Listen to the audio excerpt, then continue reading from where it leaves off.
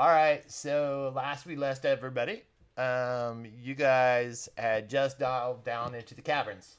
The night was over, and Lucian was proceeding to his shack. Thalion was proceeding with his walk under the full moon out to the forest. And Baltan, Marjorie, and Kuykendahl were walking down the street.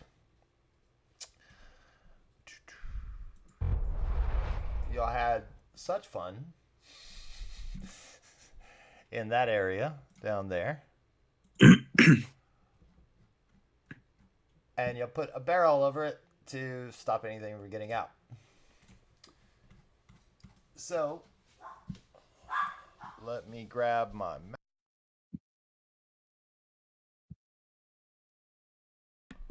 I don't know if y'all noticed or not, added experience. Because y'all got a lot of experience last game. I don't know if y'all noticed that or not, but might want to check that out. Especially for the people that help run the bar and stuff like that.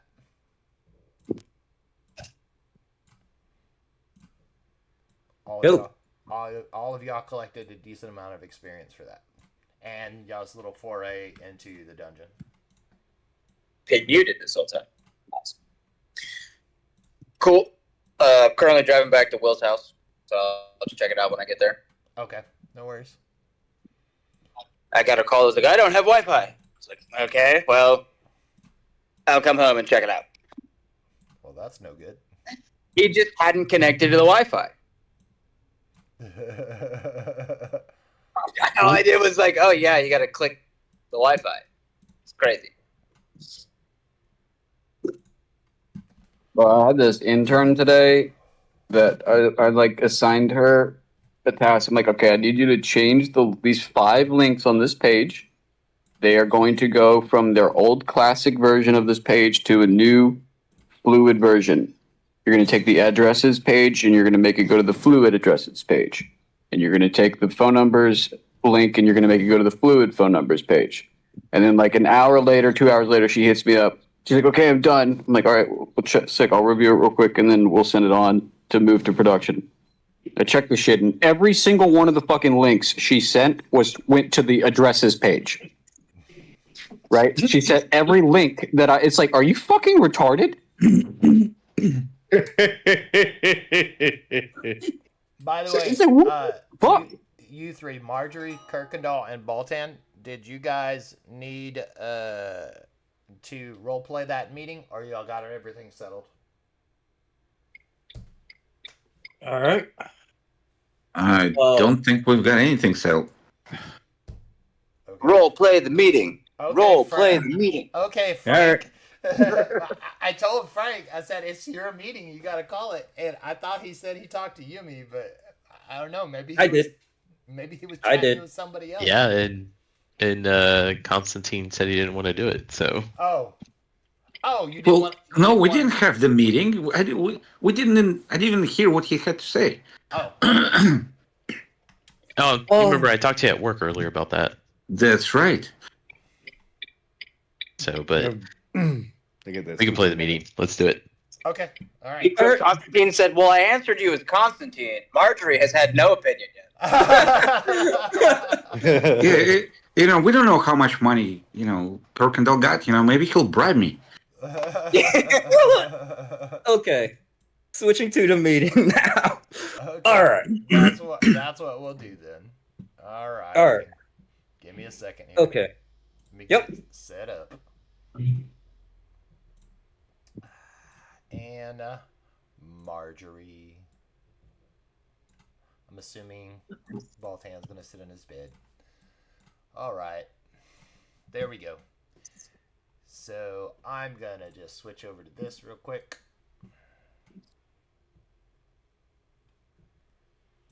Second. Marjorie. Opposite side. There we go. All right. So they had their little chat, and then they went in for their meeting.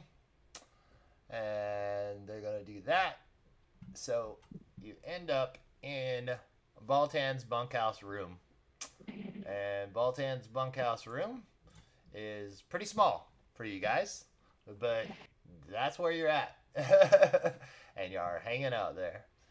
So Kuykendahl had silently called Marjorie and Boltan to a side meeting.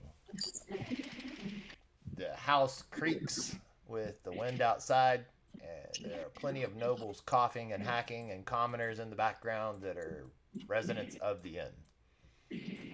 Go ahead and proceed.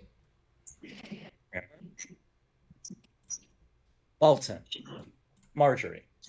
I know I really haven't opened up to y'all a lot, but now that I'm getting better, I'm starting to remember things. It's why I didn't really want to be um as secretive as I was trying to be. Whatever this consumption is, as I said it before, it's real.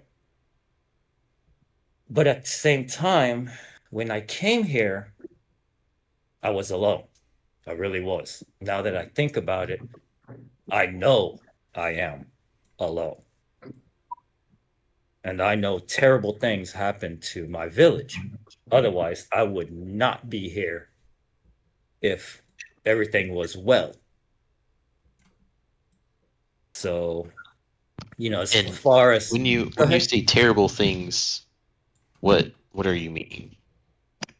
Um, Okay, so for this part, Kuykendahl, because yeah. you have an article tied to this, if you want to say I want to tell them about my village, I would just unlock the article for them. Okay, how do I do that? No, you just tell Sure. me. You're going to tell them about your Oh, village? Yes or no? yes, yes. Okay, then I'll unlock the article for him. And he comes from a village called Taldus. All right, give me a second. I'm not gonna make y'all read the whole thing. I'll give you like a little notification bump on everything, and it'll come through in privates and in party chat.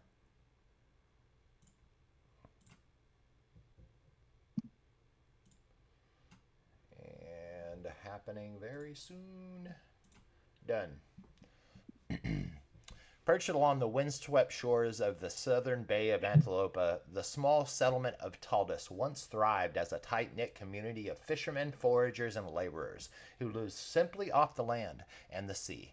Its wooden buildings, modest and functional, were clustered around a great settlement bonfire, a beacon of warmth and unity where stories were shared and people of Taldus confronted the harsh coastal climate. Their days followed the tide. Early morning, fishermen boats creaked out of the shallow docks, nets cast like prayers into the surf. Children chased sand crabs, while elders carved driftwood charms to ward off the storms. Life was hard, but not cruel. However, the consumption spread, and new resources failed to grow. The village faced a slow and inevitable decline. Fields turned brittle, the ocean began to rot, the catch grew thinner, and the forest turned quiet.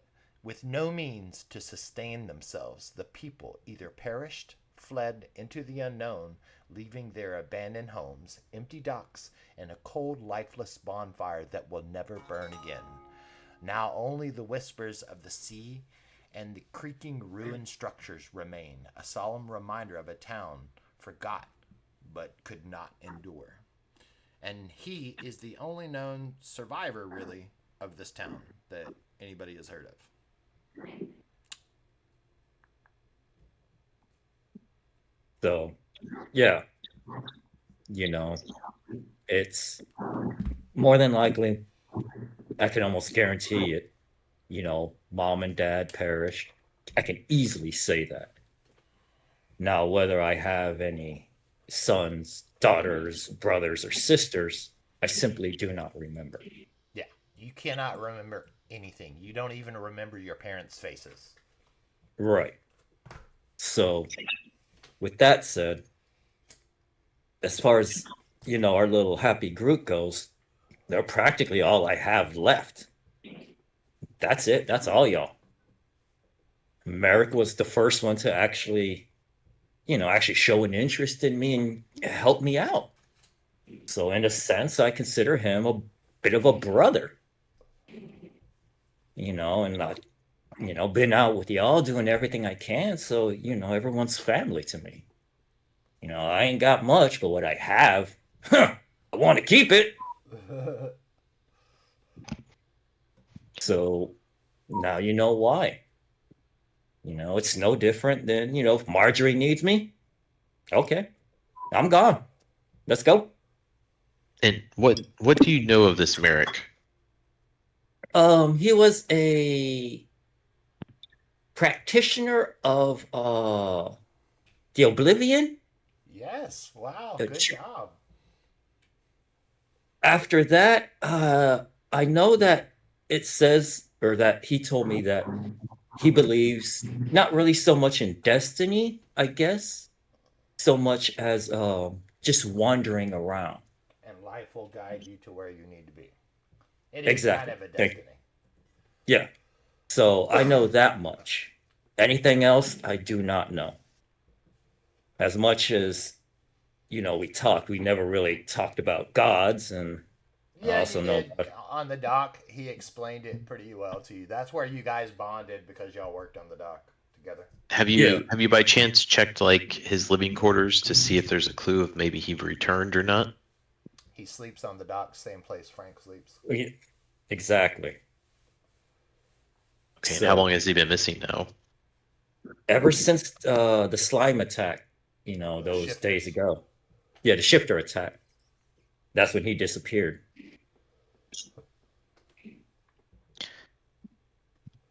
Because I remember getting attacked by them, and then they bringing bodies across, but I don't remember them ever bringing Merrick's body, They took his or would I shape. remember? Yeah, it took his shape and was there with us. Yeah. So he was the first shapeshifter that we saw. So Marjorie. are you sure that he's not dead? Marjorie, roll an intel check, and then also roll an insight against that, please. Because this would be in your wheelhouse of knowledge. Uh-huh. Oh, great check. Great check. You minimal insight needed for this. And you want me to roll insight? Yes, sir. There you go. Oh, wow. Holy crap, you nailed it. You would know that slime shifters cannot take a shape unless they have touched someone.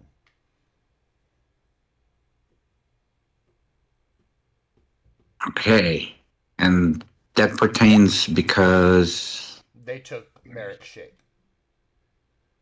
It's a clue. So they touched him. Yeah, it's a clue. And they have to come in contact with you for a little period of time. Like, Okay. a long handshake, a drifting handshake, right? An Well, uncomfortable handshake. I'm gonna explain that to Kuykendahl is that most likely Merrick is dead because he was touched by slime shifters.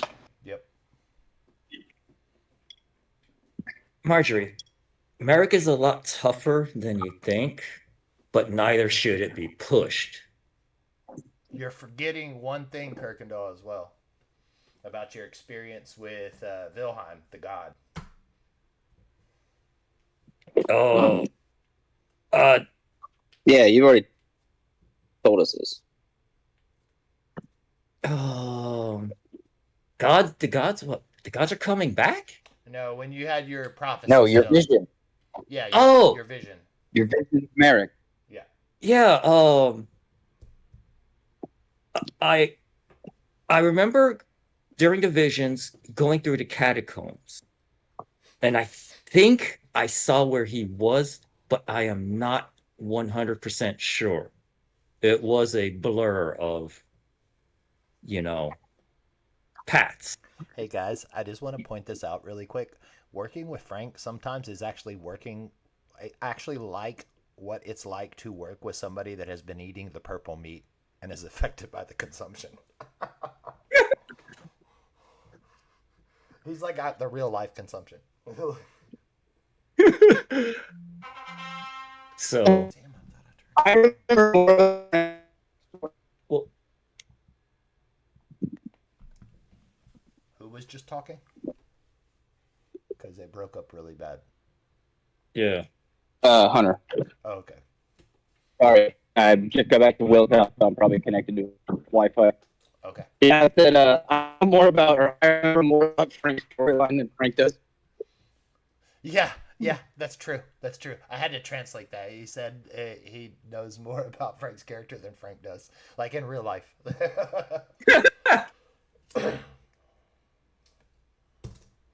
Okay. So anyway, Well, that's your thing. Do either at this point, like I'll just call a DM move. Do either of you feel persuaded? And Kuykendahl, you can try to roll persuasion. You're not very good at it. I don't think you're going to roll very high to sway their opinion very much. But if y'all want to leave it up to the dice, I can count a roll for everybody. Well, I mean, I would like first to know what exactly are you proposing we do? There you go. Oh. That's a good role play way of taking care of it. Yeah. I want to take Toby, not the bartender. Tobias? Yeah, Tobias. The little kid? The little kid, yeah. He showed us the waterway in. Well, didn't you ask? What did he show us? He told you about it. It's Doc. No, he didn't Yeah. ever. Yeah, he told us there was a way. Yeah, he didn't tell you. He said it was under dock number 2. Yeah, so I think that would be the better way to go in. It's gonna suck a little, but going through the back entrance, that didn't work out. So I'm thinking a smaller group would be better. A smaller group? You're Why looking would you at the think crew. smaller group? Yeah, why would you think that smaller group would be better? If we're talking about tight corners and whatnot, I don't think it's good. Well, tight corners don't play that much role. It does make a difference to me to heal you from the front or from the back, So I don't need to be in line of a contact.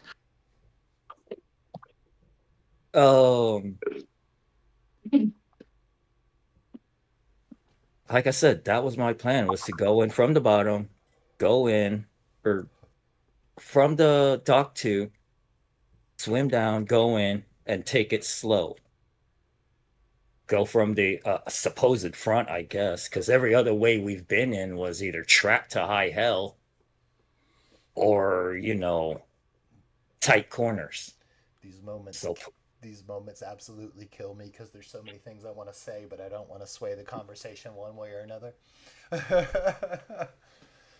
So, Well, I am not opposing the principle to go after a possibility that Mary could still be alive, even though I personally do not believe that he is.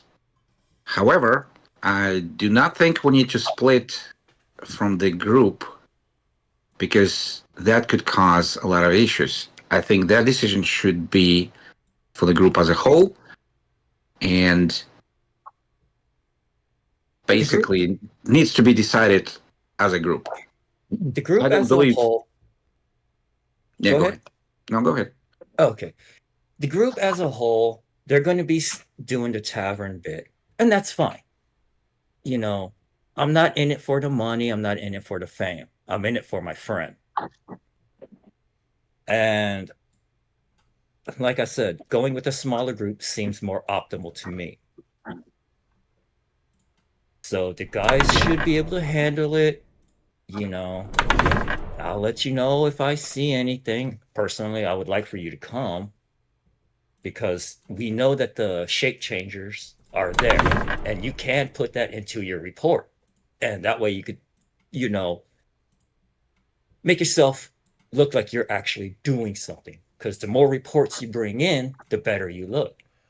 Well, I would like you to know You that I guys have a hear lot of reports, you and I'm very guys- busy nightly putting things down. You guys hear an interruption in your conversation of a scuffling of people running outside the room.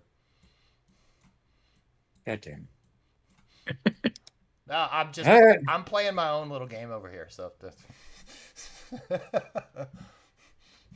All right, Marjorie.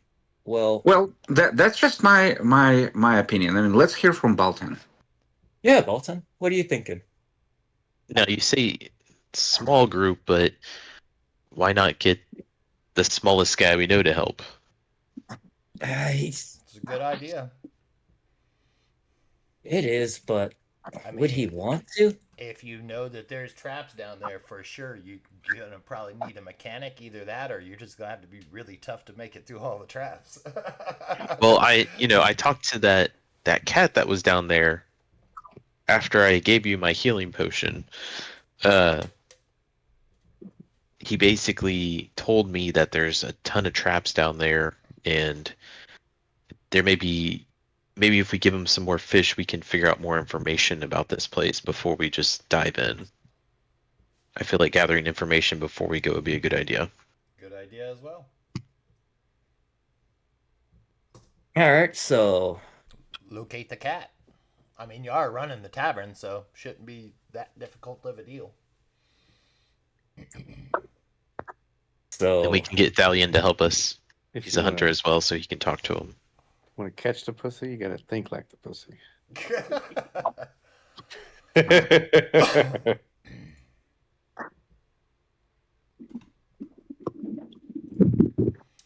So you got a plan? I'll bring it up to Americus. I don't know if he's going to be down for it. Thalion, he's questionable. Lucian will not. He's going to be up there singing and performing and maintaining the bar. So, well, I'll try in the morning, but if not, I'm still heading down. So you're gonna go no matter what, right? right, I'm going no matter what. Okay. All right. Understood. I think y'all got a plan. Find out some information. Talking to the cat is a good idea. Talking to Americus is a good idea. I say we go bring the cat some fish. Yeah. Yeah. You got some fish, Frank. Yeah. Is it morning or nighttime? It's nighttime right now. Y'all need to go get some rest so y'all get a full rest. All right. We'll bring it up in the morning, see what they say or what everyone says, and there you go. All right, meeting closed. Marjorie, you going back to the barracks? Yeah. Baltan, you're gonna go sleep in your room. Kuykendahl, you're gonna go to the docks and sleep, right? Yep. Okay. Simple and easy. I've got one more nighttime thing to do. Kenneth, are you there? Yep. Americas! This is your first time returning. Baton! Yes, sir. This is your first time returning to your childhood home. Now that you have the seal to unlock the holy gate that has been keeping you from going into your family home, you approach it. You also have the seal to unlock your dad's workshop as well. So Okay, so I walk up to my house first Yep. with seal in my hand, and I'm just holding it in one hand, and I want to reach out with my other hand and touch, see if there's a field there. Yep. As soon as you touch the seal burst in light. Shimmering holy sigils fly around the whole house. You hear some screams from neighbors and a few junk rummagers at the night saying, "Hey, shut that light out!" And your house, your family home, is revealed. I am wandering around my house. I'm doing super investigative mode right now. Okay. I need to see if there's anything that's out of place that would give me any insight into what the fuck happened at the end of my parents' life. Okay. Are you going to search surroundings living room, or are you going to go to their room or your room, or what? There's I would three probably rooms. start right there when I come in the door, and I'm just right there. Bam. Okay. Perception, please.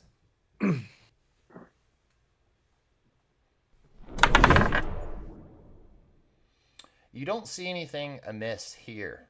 But one odd thing that you do know is that the food and everything there seems preserved as if the holy sigils had locked this place in time.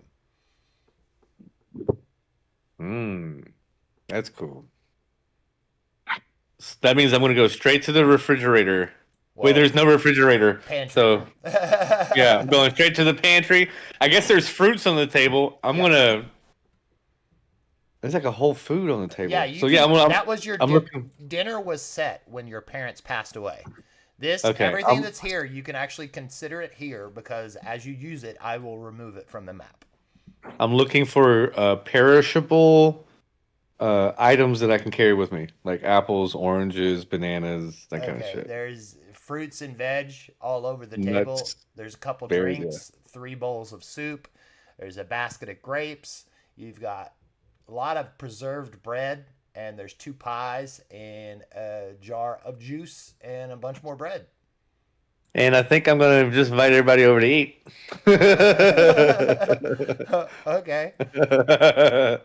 I'll do that later. Okay, cool. Let me go into my old bedroom. Your old bedroom? Okay. Yeah. You walk through the door into your old bedroom. Memories of nostalgia wash over you as you growing up in this room as a small child. You walk into your room. You see your little logic puzzle set with the balls that your dad gave you. You see your toy bird that you had when you were a kid that your dad built for you. You see your teddy bear that you grew up with that has no head, but you used to stash things inside of it all of the time, especially when you got small little 5-finger discounts from places around town. I want to check it, see if there's anything in it. You look inside of it, and you find a dagger. Cool. You care to roll A perception? little dagger. Yeah. Fuck out, I'm seeing things. You remember vividly the little small chest that you hid under the foot of your bed. I quickly go to the chest, and I'm going to open it up. Actually, I'm going to try to open it, because I don't know if I can just open it. It might be locked. Yep, it's locked. And from your history, you would always keep it locked, and you actually destroyed the key that went to it. That way that no one can get into it unless they can pick locks. Let me pick the fucking lock. Yep, slide a hand, please. And you get a bonus on this because it's your lock. Boom! You remember exactly how to push every little tumbler in the lock, as if it was an own extension of your body. It snaps open. You open it up. It's been a short period of time since you've been away from your home and away from all your treasured things, but it feels like it's been forever. You open it up. Do I wear underwear? Yes. I'm sorry. Go ahead. Yes, you do. You open up the lockbox. There's pictures of your parents. There's a couple little contraptions that your dad created, and then there is a key inside of there. How big is the chest? Is that one at the foot of my bed? Yep. I'm going to take that little thing with the key in it. So you take the little contraption that has the key hidden inside of it, and all it is a little helicopter that's powered by a power crystal that's inside of it. And if you turn the switch on, it just flies around for a minute and just hovers. That's it. But you hid a key inside of there. Yes. What's the key go to? Your dad gave it to you and said, in case of an emergency. And that's all you know. Okay. I'm going to get the key out of that thing. And I'm going to put it in the doll. And I'm going to put the doll in my bag. Give me a second. And then I'm going to get a pair of underwear out of my drawer. Maybe 2. That way I can just quickly feel fresh. Not like a good, freshly clean pair of undies. I just put hideaway Teddy with key in your inventory. Nice. And you have an extra dagger because you took it out of the Yeah. bear. So that's in my inventory. Other possession is where the hideaway Teddy is. Because I'm not making that item. Hideaway Teddy with key. That can go so many ways. You made the Mask of the Eccentric Fool as an item, but you won't make Hideaway Teddy? I'm not gonna make it on the fly, not right this second. I'll make it later. Because it's gonna be a container, right? Yes, and containers are a bitch to make. Where's the head to the Teddy? I want to sew the head back on with the key inside. You lost the head a long time ago. I want to sew the head up. It's just a fucking nub. All right, that's all you found in your room. It's exactly. Gotta go to my as you parents' left room. it. We're gonna go up to your parents' room. You enter your parents' room. Going to my dad's side of the bed. I need a will. What's that? Wisdom. Sorry, wisdom check. Wisdom save 9, man. Still like the old words, dude. Fuck. Wisdom save 9. Unfortunately, you do not save against this. Once you go in there, you see your dad's side of the bed, and you miss him so much, and you become emotionally overwhelmed. It smells like nostalgia and sadness in here. Yep. But did I tell you that I was holding my breath? No. Damn, I meant to say that. I was purposely going to hold my breath when I came in there Oh, because I didn't want to smell their room. oh, well, But it's okay. It probably wouldn't have been enough to it's make still a a difference. 9. Right, it's still a 9. So yeah. But it's funny because that was one of the things. I was going to make a dirty comment. I don't want to smell what possibly was happening in their bed before they died. Oh, yeah. But yeah. In this emotionally overwhelming moment, you remember the day that your parents were found dead in bed. and those are the sheets and everything, huh? Yep. Alrighty. Well, can I power through the tears and look and see if there's any evidence on the bed? Yes, sir, you can. I'll do an investigation. Oh, it's teetered on me for so long. Yeah. Your investigation does not yield any results because I am just because you're upset. Yeah. So is there blood and shit on the bed? No. But they died on the bed. Yes. Okay. If you investigate when you're in a better emotional state, you might find something. But All right, it's that's what fresh I'm and clean. thinking. Yeah. This is the first time you've been in your house since. So then I'm just gonna go. Since I'm upset, I'm just gonna go and sit at the table and eat. You sit in your normal seat. You grab the last bowl of soup that your mom made, and the fresh passiona punch. You fill yourself to the brim. Your stomach feels full. You feel happy, and it's almost like you're home again.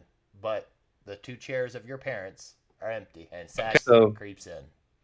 After eating, I immediately want to go to the shop. Okay. I've fulfilled my duties in the home, and I'm ready to go to the shop.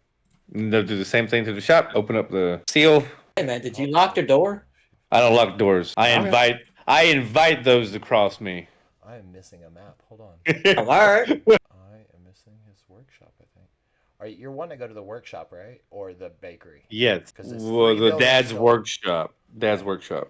Oh, that's right. I had those 2 in 1. That's right. Dad's workshop. It was. Workshop. I forgot I built those 2 in 1. My bad. That's I was right, thinking right. I had separate maps for them, but I didn't. I actually made the decision to put them on the same map. You arrive in the front of your dad's shop. You take the seal for the shop and place it out, right? Yes. And golden sigils burn brightly. More people scream, "Hey, turn that shit out!" The shop is now unlocked. And by the way, I'm going to tell everybody now, pay close attention to the maps with these. There's a lot of clues in these maps. A lot of clues in these maps. That's why I'm sitting up. Okay. So I'm going to try to focus when I come in. Go ahead.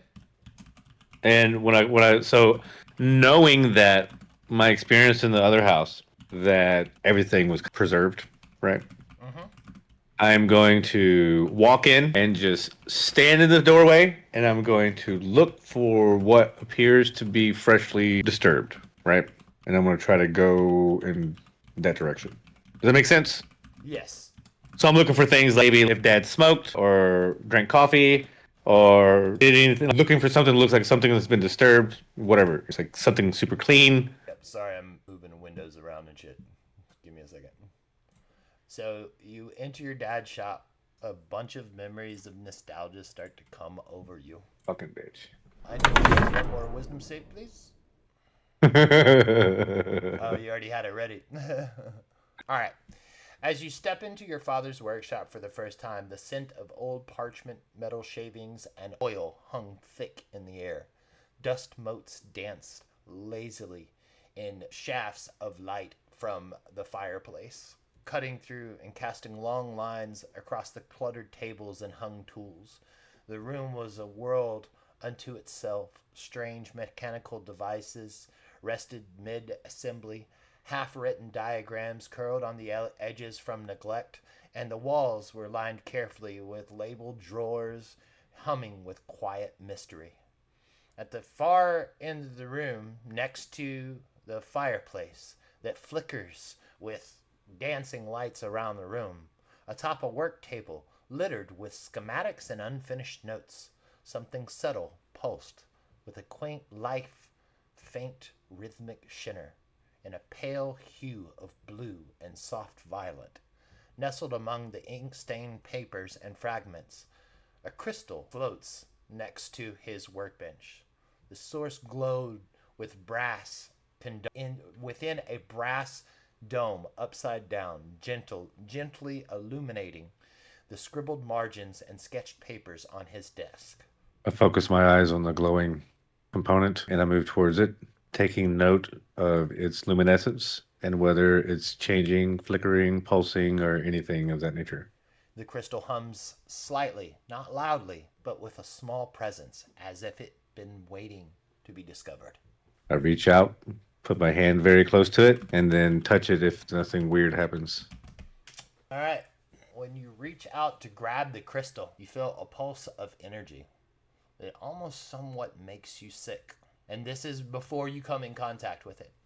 I would draw my hand. I'm going to grab. Is there a blanket somewhere? So that's a big orb, right? It's about the size of a marble. Looks like it's sitting in the globe's Correct. holder. I'm looking for like a big blanket or sheet that maybe I can throw over it and see if that. There's some tongs. You could pull it out there over on here on this table. There's all kinds of tools, and there's a. I don't want to do. So at this point, I realize that I need to come back.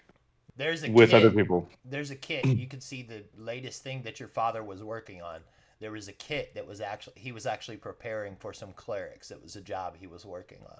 So if you want to go around the room and roll perception, I'll tell you what everything is. Yeah, we can do that.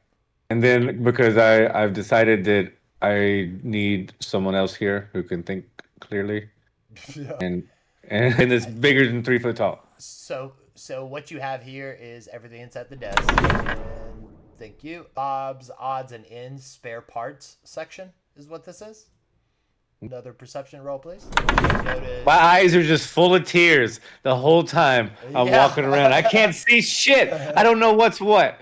You notice his tool bench, and it comes with a tool chest and everything else. And there's bucket of nails and saws and tools and things like that. Proceeding over to here. 14. That's a good one. Okay. You notice your father's main workbench. This is where he brought a bunch of broken parts and things that he scavenged from around the village that he would constantly repair, refurbish, get parts out of, get alchemical liquids from, all kinds of different things. This was his salvage bench. Cool. And I'm going to look forward to putting more shit on top of it. And out of the corner of your eye, in the fireplace that's there, your 14 drew you closer to the fireplace, that you noticed something odd about it. Would you like to inspect it further? Yes, it is green. What you want to do? Perception, investigation? Your choice. Ugh. You notice that the flames seem unnatural. That's all I can do. Fire hot. That's what I'm getting at. So everything I'm seeing just tells me like, I need to have someone else here to help me understand what I'm looking at. Yeah. So I want to lock the place up real nice and tight. And then I'm going to go do the same thing at my house, which is right next door. And then I'm going to go look for fucking, what's his face? House is locked. The only thing you got left is the bakery. Yes, let's go do the bakery. You do the same process again? Pull out the seal. Yes, sir. All right. This time I'm having fun because I know it's going to piss people off. You place the seal upon the bakery. It lights up really bright.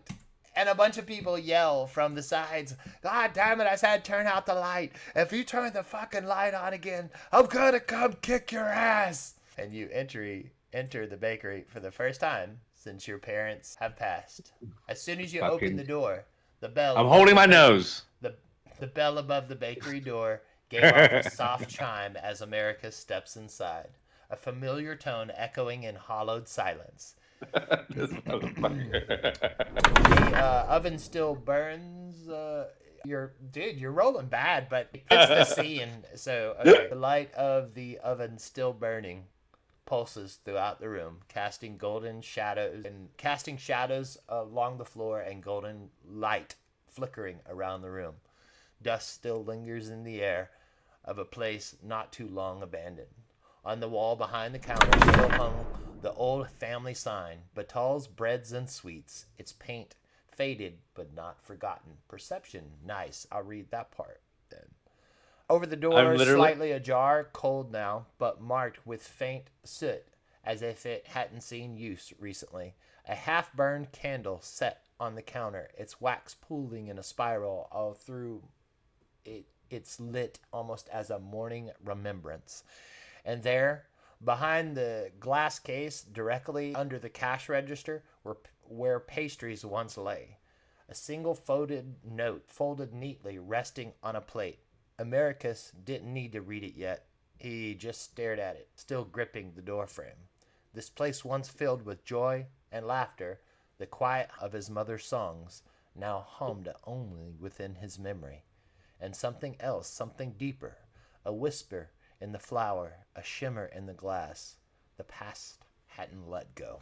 That's it. Unless you want to do something further. Are you still there? Are you gonna... Hello? 1 second, hang on. I Okay. just got an important call. 1 second. Well, I guess it's good that we did all of that right there because I have to run for a minute. No worries then. We will proceed with the night. Are you gonna take the letter and just go to bed and open it tomorrow? Yeah, I need to get some rest because I'm all fucked up with all the emotional shit. Gotcha. Understood. All right. Well, and I'll probably be back. I'll probably be back in an hour, which I'll be getting off shortly after. But I'll be back. No worries, man. No I gotta go worries. pick my brother up. Good thing that we got that covered, though. So we're good to go now. All right, Oh, that's way quicker than expected. Yeah. yeah, I'm gonna go do that. Okay. So, yeah, it's a 30-minute one way, so it'll probably be an hour and a half when I'm back, something like that. Okay. That works. All right. All right, ladies and gentlemen, it is the 25th, and the calendar rolls on by. All right, I think I need to do Thalion waking up this morning. Thalion, I need a will save from you for last night, Kentucky. and that's just going to determine, like, what your night sequence is going to be. Okay. Discord actually lets me switch over to fucking D&D Beyond. It's great. Okay, that's actually a really, really good save. I'm happy with that because I didn't want to have to get into a big thing with you, man, because this could turn out like bad pretty quickly. So I'm gonna pop over to your camp real quick. Love you. And bring Kaiser. Baby, he's my emotional support animal. Okay, I am doing that. All right, popping you over there. You are at your camp. Okay, keep him. And You're gonna have to stay here and keep him safe, okay, Bubba? This is the first night that you feel. You hear me? yourself... What'd you say? You little buddy. Is he even talking to us? All right. He's talking to Kaiser. Love you, honey. Okay. I guess we're about to tell the world that we're pregnant. Oh shit! Oh shit! Brother. Congratulations! No, he's noticed now. Anyway, love you. Yep. Oh, my card is plugged in. Okay, I'm gonna mute him now. All right, Thalion, I got something for you, buddy. Are you there? Okay, cool.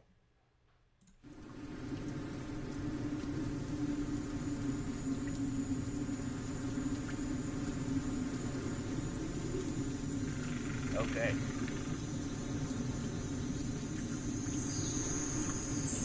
You're there in the forest. It's night. The moon rose slowly, heavy and radiant, spilling silver light across the canopy of the Chiral forest. Shadows bent unnaturally beneath them, stretched into shapes beneath that flickering ancient rhythm. It was the gods' watch, full and unblinking. Thalion, you could feel its gaze upon your cold skin. You stood alone in the clearing, boots in the dew-laced grass, your cloak hanging still by your side. There is a ring on your finger that pulses, not with warmth, but with will. A force deep inside of you pulls, and yet it wasn't silence that greeted you beneath the moon. It was whispers. This is what you hear in your mind. So much meat sleeps in the town. They would never hear the leaves rustle.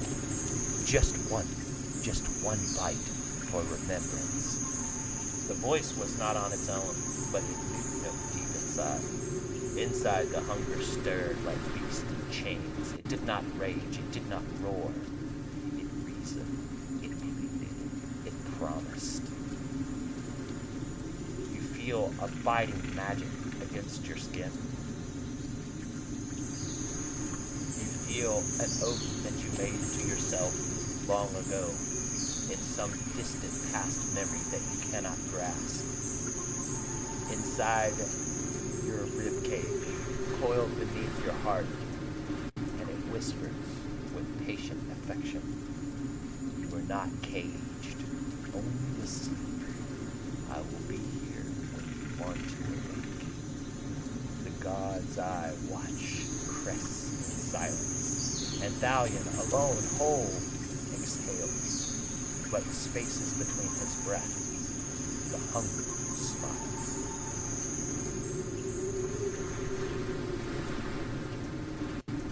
Okay, go ahead. I mean, I can fucking leave it at that. That was cool shit. Okay. Alright. You managed to control your hunger with that will save. You lay down, restless, still hungry from the day, but you know that you have eaten your fill. You couldn't possibly eat something more.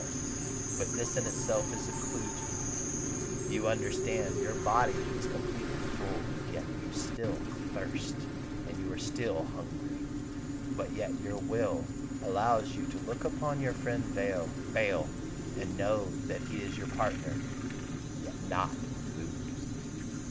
And you're not sure if you can say the same about everybody else.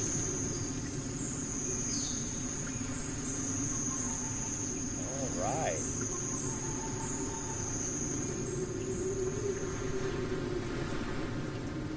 I definitely want to ponder this experience and see if I can, I guess, memory save or check to see if I can relate it to any change or if I've always been this way or. Yeah, you can. You can roll. It would be intel check because it's a memory thing. Oh, good intel check. With that, you do know that this is something from your past, and you get a feeling of dread come over you that you feel like there's something horrible in your past that you're running from. So I'm going to spin the wolf ring on my finger and just slowly work it up and down on my finger while thinking about this. Oof, darn it. Just going to slow spinning over the knuckle, then slip it back over the knuckle kind of thing, fucking with your ring. I gotta make sure I enter everything in my lore threads because I always need it for summary, and kickback is really important. Gonna come back, he drops the ring and dies. As you move the ring to the second knuckle on your thumb, you're hesitant and curious. The band etched with symbols and the wolf crest, a comfort, almost like a tether. But it seems something inside of you stirs, not out of reckless, but out of need. With quiet intent, you slide the ring up just a fraction until it rests on the second knuckle. So if I'm getting feedback from the ring. Hold on. Until it rests on the second knuckle. A voice comes rushing into you. Not a roar, not a scream, a welcome. There you are. You left the door open. Let me show you how soft the world can be. Your knees tremble, your breath turns sharp.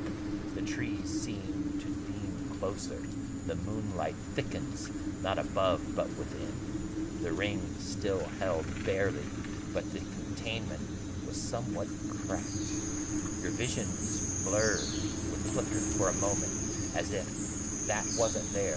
Your ears twitch with a softness crack of bone. Your tongue tasted metal. The hunger did not season him, it invited him. You hear the voice. You don't have to fight it. Not here, not now. Just one night, just one step. A surge of heat pools inside of your chest. Not pain, not power, and yet deep breath beneath the voice, the pulse, and the muscle of the moonlight. Thalion felt a second presence. Silent, still watching. Not the hunger, but something else. Something that judges. With a shudder, he makes a choice. Slide the ring back on, or take it off. Let's slide the ring back on. You slide the ring back down into place. The voice did not scream, it only sighed. Remember, we are not enemies, Thalion. Not forever. The forest was still again, but in the silence, there was not peace. And I say, cool, just had to check, and I pull it right off. Oh, you're gonna pull it off? Really? I just wanted to see what would happen if I push all the way down if he get pissed. Push it all the way down or pull it off? Wait, sorry, I heard you wrong. Oh, no, so I put it all the way down. I felt him, and now I'm pulling it off. Oh, alright. I didn't expect all this. Okay, but alright, let's do that. As soon as the ring leaves your finger, The world stops breathing. You hesitate, banned only for a moment, but the silver ring, meant to hold you in place, is now off. Instead, forest bent, the moon above flared like an open eye, its light sharpening to a blade carved down through the trees and found only him. His veins beneath his skin no longer filled with blood, but something older, something darker. His bones hummed like hollow horns. His breath too deep, too slow, like something measuring the world by scent. And then the voice no longer whispered, "Run! Feed! Reclaim what is yours!" A tremor rippled through your muscles, the grass beneath your feet. You have now lost control. The creatures of the grove fled without a sound. Somewhere in the distance, a tree crackled, not without weight, but from knowing. Thalian's jaw clenched, chest heaving heavy, his eyes flashing amber edges, his nails darkened. He felt too large for his mouth, but part of him knew and thought that he himself remained that way, inside always. But he was only a passenger now. The hunger stepped forward, not in a rage, but not in a frenzy, but in joyous elation of freedom. And for one long, sacred second, something caught his gaze, his bow nearby, the carved sigil from the grove, the memory of the bloodhawk, of Altan's watchful silence, of Marjorie's quiet strength, of a child who handed him a flower to look. The ring in his hand pulsed faintly, still warm. He hadn't dropped it, he hadn't let it go. The hunger snarled. I guess we'll start with you waking up. I'm listening, but I'm buying cigarettes. All right, so you wake up, and next to you is... There we go. You wake up, and next to you is a giant boar carcass. It looks like its insides have been eaten out. Your arms and your face and your body is just completely covered in blood. There are no guts, but all the bones have been chewed on and gnawed on, and this thing is basically half-eaten. Say the part about the boar again. It was fucking loud. You wake up next to a boar. Its insides are completely gone. Its bones are gnawed on. Almost all the meat's off of it. There's still some there, but it looks like it's just been chewed on and ripped on all night. And the ring is just sitting on the pillow next to you. It's like, oh, fuck. I grabbed the ring and I put it on. You hear a sigh inside of your mind. It feels disappointing and judgmental. Interesting. Bale, God, is that you? Bale cowers in the trees near you. I'm gonna look to Bale and I'm gonna hold my hand out towards him. He puts his head down and sniffs the air, hesitant to come towards you. Say it is okay. You can get a sense that he's nervous, but he decides to trust you. Good deal. And he walks forward and nudges your hand. What happened last night? He remembers you being violent and you flashing your teeth towards him, and he felt like it wasn't you, and he went under the trees and you ran off into the forest. So you're saying I'm a werewolf? What'd you say? So I say to now Bale, so you're saying I'm a werewolf? He said no. You did not change into a wolf. You just seemed more animalistic. Interesting. Let's go to town. You can feel a sense of uneasiness as you mount Bale, but he lets you anyway. I will never eat you. He kind of looks over his shoulder as you ride him, and you can feel that he believes you. And you head off into town. I owe silver. Away! All right. Everybody else, it's time to wake up. Who wants the first crack at morning light? It's up for anybody if you want. All right, that'll be me. Well, hold on. Let me get Baltan or Lucian. Sorry, Lucian hasn't had a turn yet. Let's go with that. And then, All right. then whoever wants to go next after that. Lucian? I mean, it makes sense that Frank would wake up first. I'm inside. He's on the dock. Okay. That's the only reason I didn't take it. That's the only reason I didn't speak up, is because it does feel like probably Frank's character would wake up first. Okay. We'll do that then.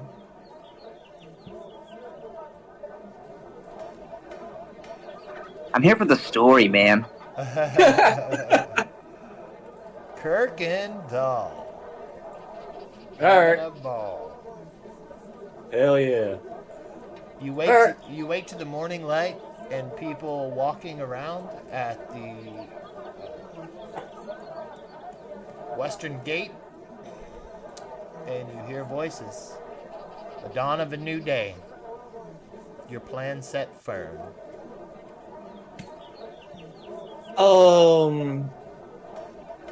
I'm going to go to Harlan's place.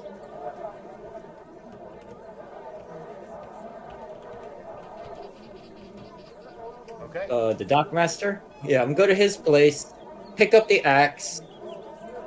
You knock on the door. Harlan answers the door. Hey there. Hey, man. I'm pretty Just gonna sure- borrow your axe. Go ahead. I'm pretty sure you're looking into getting ready for working some of the ship making, huh? Tomorrow is Miras. Yeah. We will start on Solomon, the 27th, and we can work from Solomon the 27th till Sundas the 28th. How does that sound to you for your shipwriting? Sounds wonderful, Harlan. Thank you. All right, my boy. Get out there. Don't forget to work your shift on the docks today. I'm gonna have to skip, Harlan. I've got business to attend to. Well, So I'm just. no work, no pay, my friend. What I did you know need? that. Go ahead, sir. What did you need? Were you just coming by to tell me you're skipping out on work today? Yes and no. We'll try and hit shift, but I do not know. So let's go with no. I came to borrow your axe and return it. And that is it. You're using me axe so much. I'm gonna have to just start charging you rent, but here you go, no worries. Just bring Thank it you, man. back when you're done and don't fucking break it. Of course. And he stomps back off into the house. Alright. I just need enough wood to make a torch. That's it. Okay. There is a wood pile outside of Harlan's place, or you can go to the forest area up north from here and start trying to chop your own wood. Yeah, let's do that. Okay. So he heads out of town to chop his own wood. Roll me survival twice. Alright. 1 second, dude. Okay, survival twice. Where you at? Real good, baby. Survival 6. check 6. Okay. You beat the tree's DC. That's good. So you chop the tree down. Second roll, please. 5. You met it. You started trimming the tree down and getting everything chopped up off of it. It's like not looking that great. Roll one more time. Roll one more time. Come on, baby. No nat 1. There we go. 21. There you go. You managed to chop it up into torch-size chunks. It's a pretty small tree. Good enough. Gonna go to the tavern. All right, let me put this wood in your inventory. See if you're encumbered or anything like that. Also, Frank, just to clarify, you know that the wood isn't the fuel for the torch, right? Yeah, you still got to wrap it and oil it and all that shit. Yeah. You don't light a piece of wood on fire and that's a torch. Yeah, I'm putting wood, actual wood, into your backpack. I mean, you can start a fire with that, but it's not a torch. You still need to get some cloth and then wrap it and oil it. Yeah, because it's actually the oil burning off that is the fuel. Correct. Yeah. Just so you don't forget to do the rest of the torches. Right. All right. Damn, dude, I just realized how much weight we can actually carry as a champion. Jesus Christ. Okay. Oh, yeah, dude. It's like double what other people do. Jesus Christ, that's insane. Like, this dude's... And the higher his strength goes, he'll end up being be able to carry like 500-600 pounds. Yeah, dude, like he's carrying like a quart of wood on a shoulder. Like, what the hell? That's amazing. If you see a champion in real life, that's actually like superhuman feat shit. Like, that's wild. Okay, so you start heading into town. Alright? Baltan. And Marjorie, up to you two. Who wants to wake up first? I guess I can go. Okay. Baltan, you awake with your morning routine of washing yourself, unlike most people. Since you're still staying in the bunkhouse and everything. Gertrude, the lady that is running the bunkhouse for Thelbus while he's out of town, takes your payment for your room. Well, I thought it'd be free now since I'm helping run the bar. She smiles and she says, I'll just mark you down and settle it with Thelbus later. It's okay. I'll just pay her. Oh, okay. Nice guy. Don't run into too many of those. Not in D&D, man. Shit. You never know when you need a character witness. Yeah. True. You're not wrong. Okay, so you enter the city outside. Well, I'm gonna go find Kuykendahl so we can go talk to that cat. Okay. As you walk down the street. Man about a pussy. As you walk down the street, roll perception, please. Alright.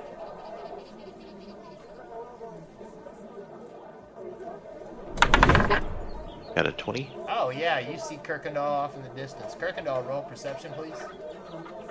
All right, give me a second. Perception. Rolling. 20. Oh wow, damn! Both of y'all see each other. Like it's meant to be. Y'all come together in a crescendo of music in the middle of the city. Callum Silvertongue is just hanging out on the porch of his house, leaning against the wall, watching everyone. And I say, Kuykendahl, do you have those fish ready? I'm gonna tell him I'm gonna make this torch, get the fish, talk to the group, or see if they want to come. If not, You already have the fish in your inventory. oh, okay. You caught I'll them. hand him the fish. Yeah, last game. Okay, so fish. I'll put it in your inventory, man. Alright, and then I'm gonna go to the bar then, so I can go see if the cat is still in that spot. Okay. Are you gonna follow him, Kuykendahl? I'll tell Baltan just Or are to. you gonna go work on the torches? Yeah, I'm gonna go work on the torches. Okay. You'll need to go to the blacksmith place. They'll have what you need. All right. Adding fish to your inventory right now, both of these. I'm using the items from the Studio Ghibli pack for the fish and stuff. It's pretty cool. They got a lot of. Famous Studio Ghibli Impact. Yeah, dude, I got it. Y'all have access to it. It's a whole game built, and it has like a potion making system and all kinds of things. And it's called Obojima Tales from the Tall Grass. And it's all done in that art style. Yes, the whole thing is the whole book. That's pretty cool. Yeah, I ordered it. I ordered the physical book recently, but I had the digital like the day it came out. Okay, if you refresh, you should have 4 fish in your backpack now. Alright.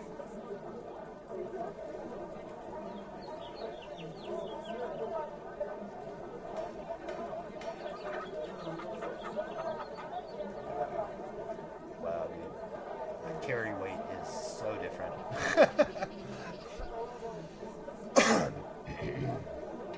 Okay, Baltan heads back into the tavern, and Kuykendahl heads to the Ashbender Forge.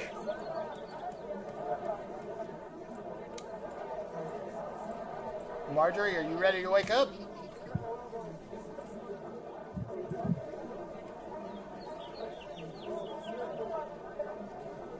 Marjorie? Hello? Hello, I'm here. Yeah, I'm ready. Okay. You wake up in the barracks. You find yourself having a good morning. You're well rested. But you find all of these nagging questions. So many things from so many different directions. So many investigations. So many things to do. You realize to yourself that you need to start taking a little bit more aggressive approach. Your new badge that you are wearing gives you the right to question and force the issue with new people. Force in which way? Well, look, just force the issue. It gives you the authority. Yeah, but I mean, the authority comes with the power to punish. So Well, punishment's if I always don't, if I don't, punishment. if I don't get the answers that I need, how would I entice people to give me the answers? Okay, punishment is always handled by the paladins, but information extraction is handled usually by the bishops. But clerics do have that ability. Benny Jesuit. Then you just I like that. Kind of an inquisitorial style. Yeah. Well, it's just I can ask the question, but if I get a no as an answer, I mean, I have to have some sort of repercussions ready. Yeah, Oh, threat yeah, of violence. Yeah, you just turn their asses over to the paladins. I'll turn you into the secret police. Yeah. Yeah. Okay. All right. Well, so I mean, I'm a little bit at a loss. What should I pursue? At this moment. I mean, So much to do. So little notebook space to write in. So I guess I'm gonna sit down and try to organize my thoughts and see what I need to focus on at this moment. okay. Bust out his notebook. Yeah. Get out my notebook. And if you're gonna just like study your notes, right? That would be insight roll. You could do a combo roll of investigation and insight.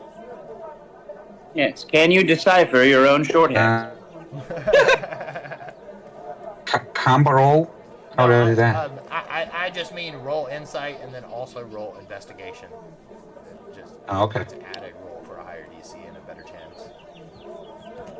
All right.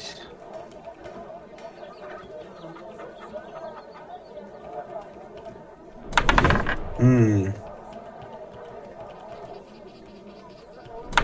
Eh.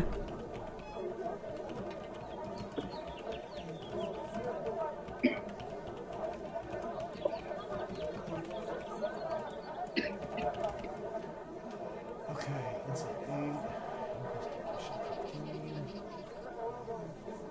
Okay, so option. Okay.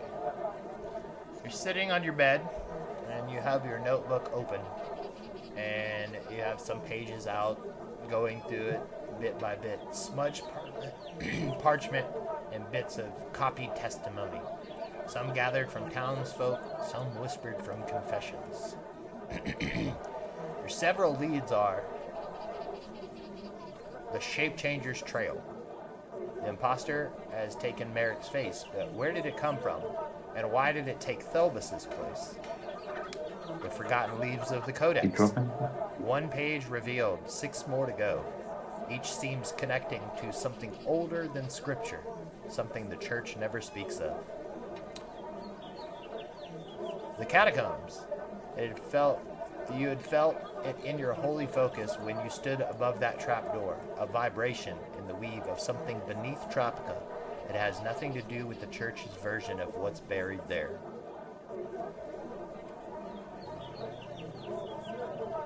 Okay, 1 second. Okay. Hold on, one more.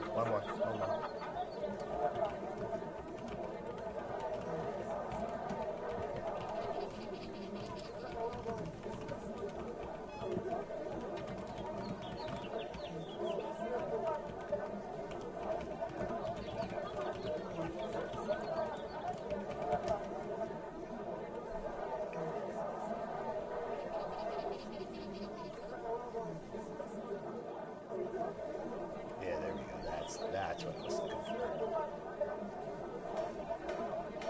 All right. Poring over your notes, you also remember that you need to be investigating the paladins. There's something wrong with the paladins. Maximus Cato was excommunicated. Now years and twisted light. Divine power warped him. She'd seen it herself. Others in Tropica showed signs of the same unnatural fervor. Sudden anger, light without mercy. Could this be connected to the corruption in the in the paladin corps? Was the bishop's visit just a warning or a cover? The Belmar farm incident wasn't just about poison crops. The Ironroot shouldn't grow in Tropica. It's fey-touched, resistant to flame, nearly impossible to kill. The hag in the Shral forest in the east using it to spread its spores. But why Ironroot? Why now? Your holy sense told you it's not a natural mutation. Someone or something else is cultivating corruption itself. Your investigation into the corruption. You had been trained to heal it, not to understand it. But now, you suspect the consumption isn't a disease. It's a phenomenon. It reacts to a lot of different things. The more people try to hide it, the more it learns and seems as though it's spreading with its own knowledge. Maybe speak to Eldaron about furthering the studies. Lucian's performance and your receipt of the icon of the infinite knowledge. During the performance of Lucian that night, when you touched that, well, that's wrong, but when you touched that icon of infinite knowledge, you felt your connection to the divine, pierced through the veil. Something pierced back. Baltan's interruption may have saved her, or may it have broken her. You wonder if you were either crazy, or if you were actually hearing the voice of God. You look through these scattered papers, these half-truths, these found objects, broken confessions. Each one offers a path forward, but they all pointed to one conclusion. Tropica was not the wound. It was the scar tissue growing over a much deeper cut, and you were getting closer and closer to the blade. Well, I wish that was the truth.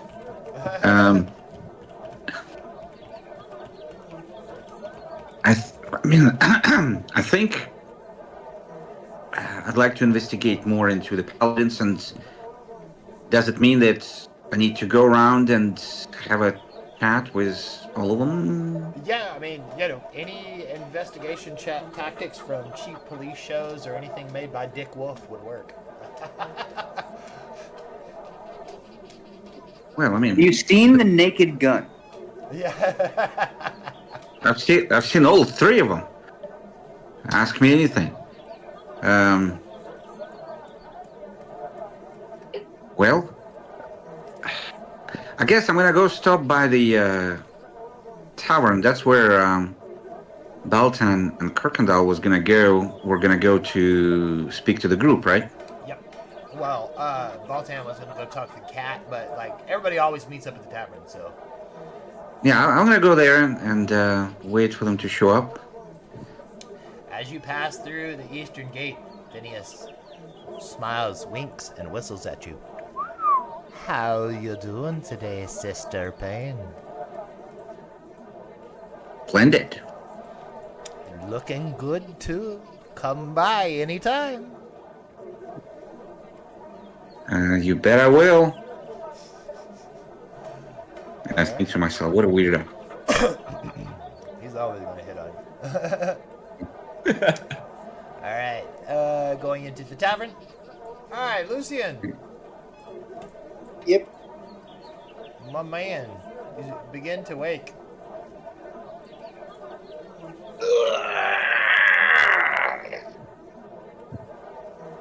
What a lovely day in Tropica. Put my clothes on, splashed a little bit of water on my face, do my morning calisthenics, He always stretch does a little bit. Calisthenics, man. Sorry, I get so much enjoyment. And then we'll head into town. Okay. You start heading into town. Phineas says, "Hey, hear anything interesting?" Well, I mean, not overly interesting. Nothing really happened yesterday. Actually, I hired a new tavern keeper for the time being. What do you think of her? Oh, she seems very nice. I like her. She's a lovely lass. I would say she's probably the most interesting thing that's happened recently. Yes, she has such great assets, if you know what I mean. I think she'll be quite the asset for the bar, yes. All right, Anyways, then. Phineas, have a good morning. Get to slinging them drinks, boyo. Talk to you later. Yes, yes.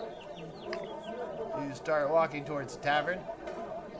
In front of you, you see Marjorie heading to the tavern as well. Roll perception.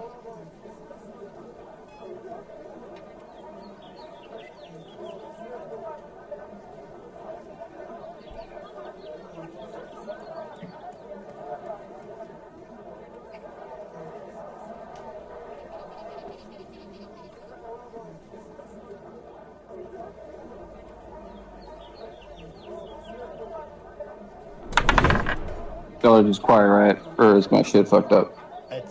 That's good though. You snub the guy. You don't notice it. You hear somebody whistle, but that's about it, and you don't even like pay attention to it. You just keep on your way. It's like peripheral noise. Oh, good morning. Good morning, everyone. How are you? Balta and Marjorie. Well, hello there. How are you today, Lucian? Very well. Thank you for asking.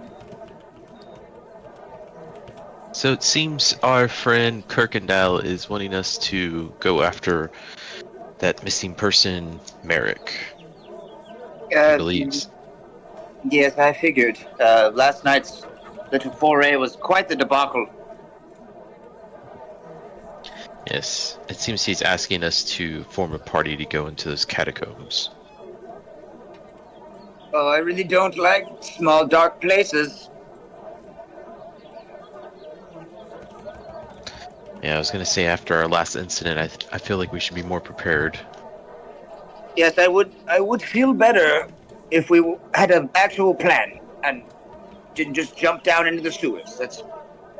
It's really uncouth of us, rather barbaric. Yeah, so I was thinking of investigating. I was wondering if you've seen any cats around this area. And I guess I can describe to him the cat that I saw down there. Yeah. Okay. You describe to him the cat that you saw in the tunnel.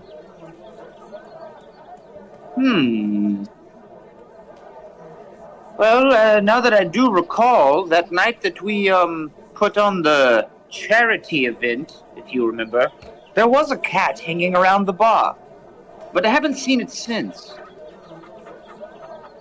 This was before Thelbis left, so it's been a few days now.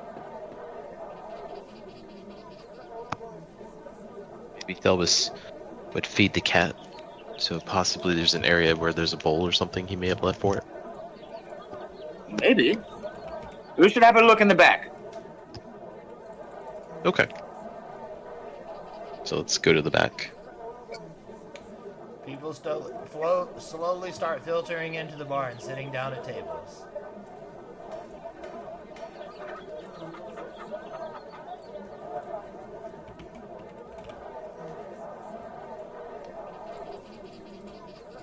Okay. Alright. Y'all start heading to the back. Marjorie, you going with them? Yeah. Okay. Y'all start heading to the back. You enter the kitchen, and everybody is hard at work. Everybody cheers. Hiya, boss. Good morning. Kurt grumps. Edgar says, hey. Frank's like, what's up, gang? Well, good morning, all. This is a marked improvement. Yep. I want to congratulate you all on working very hard. Thank you. They seem to have it all in hand. You don't even need to summon Bartholomew. Excellent. Quick question. Have any of you seen a cat bowl laying around, or maybe a stray cat? Does this have a pet? Oh, the cat that hangs around here. Yeah, he usually keeps it in the storeroom. That's where the cat goes. Yes, thank you. Okay, let's go check that out then. You go into the storeroom. The barrel that was placed on top of the trapdoor is still there, but there is a bowl in the opposite end of the room. It is empty. Well, Okay, there you go about that. guess we'll go ahead and I'll put one of the fish there. Okay. And then we wait. Okay, well, this is the only bowl they have, but alright, let's just go with that. Oh, I forgot to move it again. Sorry. Okay. So, the bowl, you place the bowl down, and you put the fish in the bowl.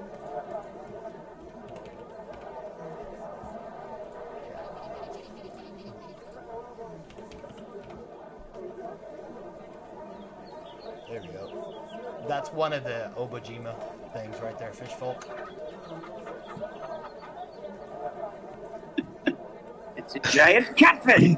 Yep. You don't think we like trap the cat in there, or does it know another way out?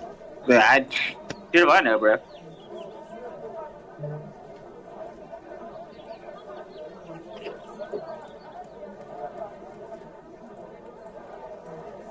I have seen the cat since we put the barrel there, so there's that. But yeah, after about 10 minutes, Lucian's gonna speak up. So, is this the extent of the plan, or? Well, I say it's either that or we open the barrel and we go back down there. See if the cat's down there. There is still the piton stuck on the wall there, so we could easily rig up a hoist and descend in an orderly fashion. But from what I recall, there's no way out that way. It's just a small cat door, yes? Yes. So I think one of us going down to check will suffice. Otherwise, we'll just be in each other's way. It's fine. I'll go ahead and check. Pretty narrow thing. Okay, you gonna move the barrel? Yeah. Alright. Strength roll, please.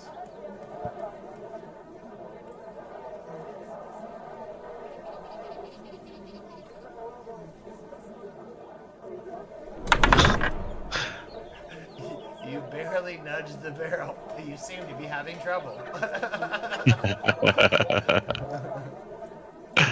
Oh man. Let me try again. You forget your calisthenics this morning. Lift with your legs instead. Yeah, push roll, man. You gotta change the conditions. So lift with your legs instead of your back. I'll do it with my dexterity then, right? Oh yeah, you can try to dex roll it.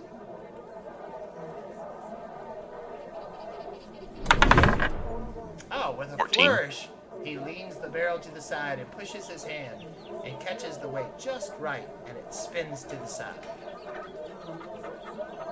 I've heard that you should lift things in a twisting, jerking motion. Okay, the door is there. You notice that it's not a very heavy door. It's a pretty light door, so you'd think that the cat would probably be able to maybe slip in and out of it, but most likely Thelbus left the door open for him to come in and out. Will you go ahead and open the door? Yep. Okay. Second. And snap. The door opens up. Right. I'm gonna take the torch I have and I guess light it and then start heading down. Oh, do you have any rope? Yeah. Oh yeah, we need to do it with the rope, right? No, I don't have any rope. You can always slide. You're a pretty dexterous guy. Yeah, I'm offering up bad advice. I don't Yeah. have any rope either. Okay, we need to get some rope then. Maybe Kuykendahl has some rope and he may be does. more willing to go down there anyways. He's typically the rope guy. Yep, he does. Okay, well, Marjorie, you're the person that last know, or no, Baltan, you know. That's right, you know where he's at. yeah. Okay, So, so you're gonna run okay. over there?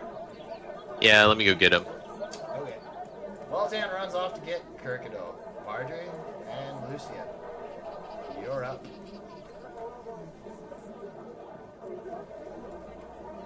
You don't think that we need to leave that door open, do you? I mean, and while we're waiting, I'm just gonna go ahead and shut it. That's all right. You do you. Let's shut it. Okay. Yes, You shut I the feel better already. door. You shut the door.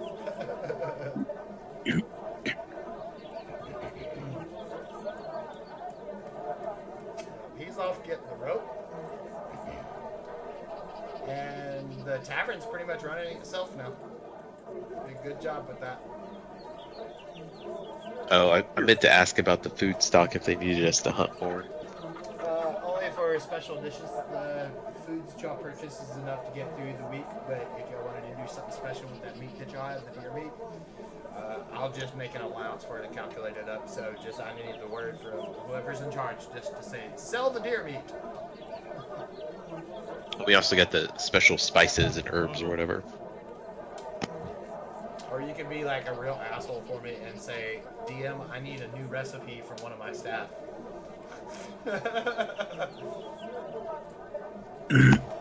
Well, I was gonna maybe teach them a elven dish or something. Okay, we can go with that then. We'll roll that out when you have time to get with them. And however good it turns out is going to be how much money it's worth. So, good to go. So, Lucian, you are now free to just perform and go off and do whatever you want. Well, I mean, do you think he's coming back soon, or? I did have an errand, but what do you think, Marjorie? What kind of errand? Well, I just have to go talk to that nice girl over at the tinkerer's shop. I did tell her that I would take her to dinner, so I was going to invite her to the tavern for dinner. You know, after my performance, it's a small personal errand. Well, tell me, Lucian, are you trying to weasel out of a potentially dangerous task? I look at you aghast. I would never. You know, I mean, I'm not gonna hold you to that, but I mean, it does look suspicious. Well, I mean, I gave her my word, and I got a discount, so it's only gentlemanly to keep my end of this bargain. A man is only as good as his word, you'll know. Have you know? I'm gonna take my notebook out and make a quick note and say, well, you're free to go. Yes, you jot that down.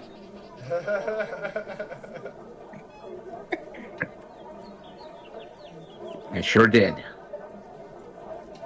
That's a proverb to live by. Okay, so Most people pay me for those. is that where you're going to head to? Yeah. The Pax and Lax. Yep.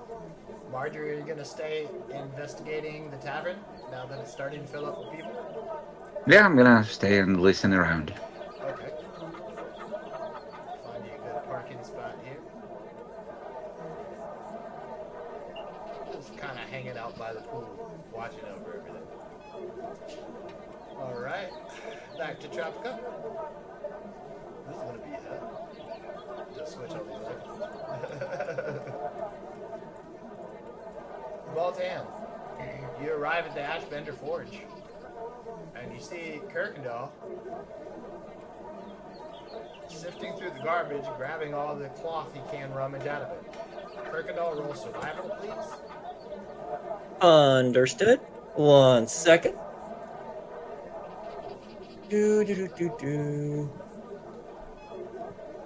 Survival, rolling. 19. Okay, nice. You found some cloth, enough for 2 torches. Baltan, you see Kuykendahl rummaging through the trash. I say, Kuykendahl, I think you can make more money if you just work at the tavern with us. I laugh with them. Yeah, man, I know. This is just disposable. You know? Because technically, you should have, and Marjorie should have the torches. But I want one for myself, so I just chopped some wood up, and I'm just fashioning one as we speak.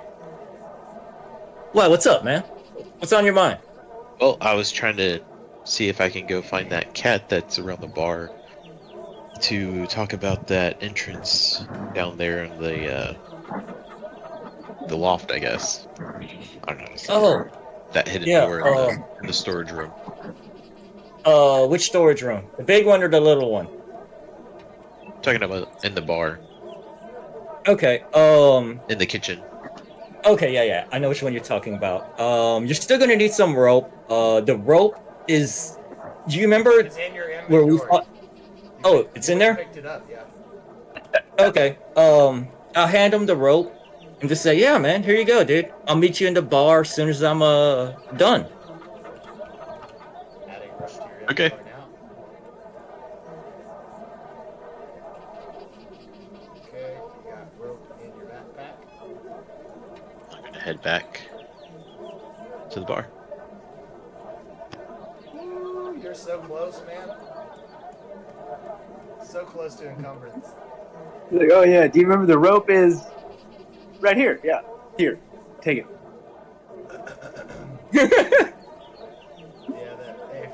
If you hadn't taken some fish out. Okay, you head back to the bar. Lucian is walking out at the same time. You walk through, and you see Market Row thumbing and humming with people. You see Tomlin standing outside of Ophelia's Oddities. And you spot Gia at the fish market.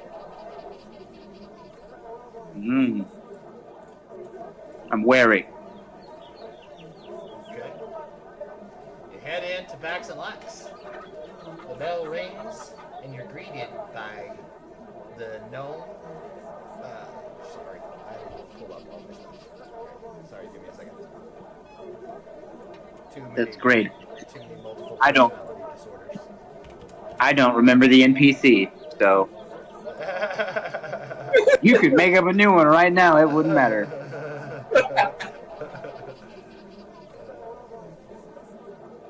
Okay. Alright, okay, I got the shit. Alright. You go in, the bell rings, and you're greeted by Pax. She hops up to the counter, and she says, "Why, hello there. Welcome back. How did everything work out for you?" Oh, this this crossbow is fantastic. Thank you. Excellent. Works great. I'm glad I could help you with that. What can I do for your handsome face today? Well, I did promise that we could have dinner, Ooh, and I am free wonderful. this evening if you are. That's absolutely wonderful. I can't believe you're actually going to give me a chance. I shall look my best for you, sir. This evening. Where at? The Tropica Taveroni, let's say 8 o'clock. I'll cut my set short, and we can have a nice dinner. That sounds wonderful. Do you mind if I show up early to listen to you play? Not at all. It is always open to the public. These gnomish ears haven't heard a good tune for a while. I'm looking forward to it. Well, that was all I came by to say. Have a pleasant day. I'll see you this evening. And I'll walk out of the store. Okay. She smiles, and as you're walking out of the store, you hear her yell at Lax. "He's not just being nice, he's giving me a chance. Shut up!" And you continue on. Tomlin is still hanging outside of Corphelia's oddities, like he's afraid to go in. I'm gonna stop and look at him. Not get his attention, just kind of look at him. Okay. Do I think that he's trying to work up the courage to go inside, or is he just lingering? Okay, first off, he doesn't notice you. Insight roll to try to determine Okay. that.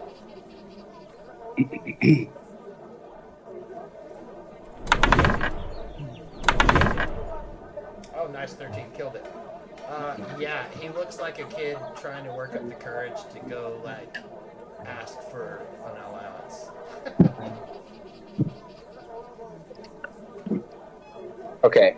I'm gonna walk over and kind of get his attention, but no, I don't want to startle him.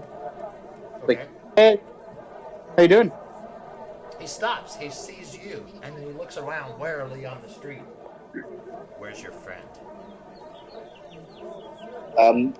If you're referring to Stallion, I don't know. I haven't seen him this morning. I'm not his keeper.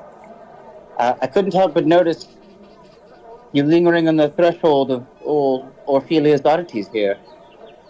Yes. It does seem a little sinister, doesn't it? It has a weird aura about it.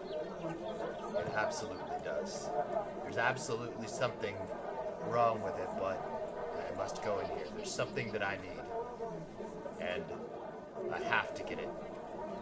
You shouldn't hang out with that guy. Only trouble comes from hanging out with him. Well, I mean, I wouldn't say we hang out. You know, we're co-workers. You shouldn't associate with him. If one lies with dogs, one always catches fleas.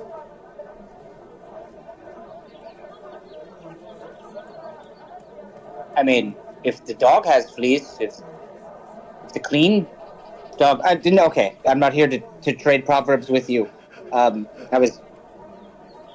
was actually wondering if you need assistance.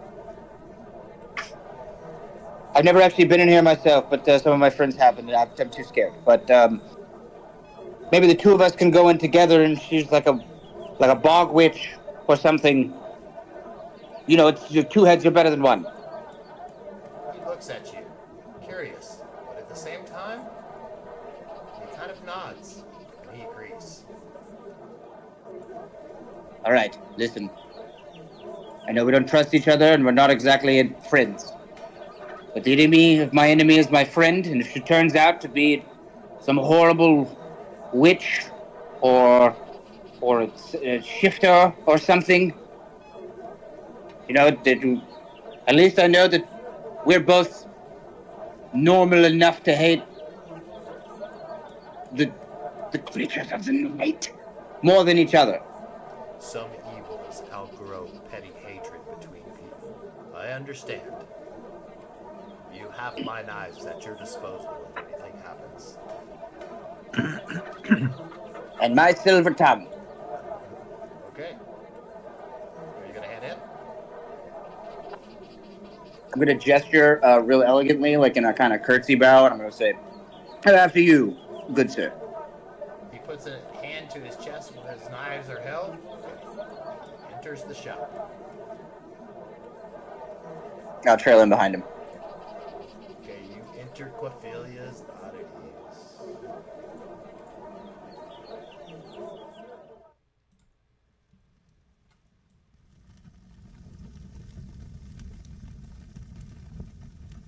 The dust hangs in the air.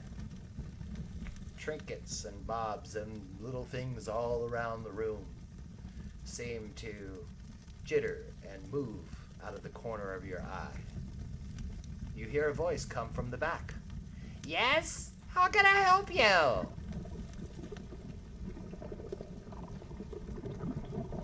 Well, go on. I'll be right here. I'll keep my eyes peeled for anything fishy. Tomlin steps forward to the counter. Yes, I see that you're here. Fate has brought you here for guidance, hasn't it? Yes, it has. A walks to the counter. He feels his heartbeat in his chest. He leans forward and he whispers to her. Perception?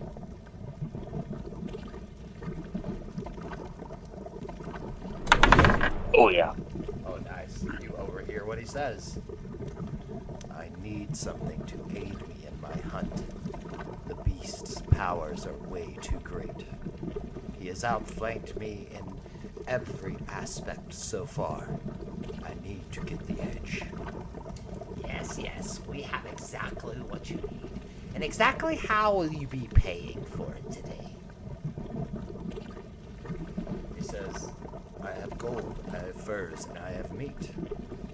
No, gold is great, but for one that seeks true path to where they want to be, much more intricate things must be presented for payment. We do offer other methods. What is this you speak of? She reaches onto the shelf and she grabs a memory jar. Just a memory of yours.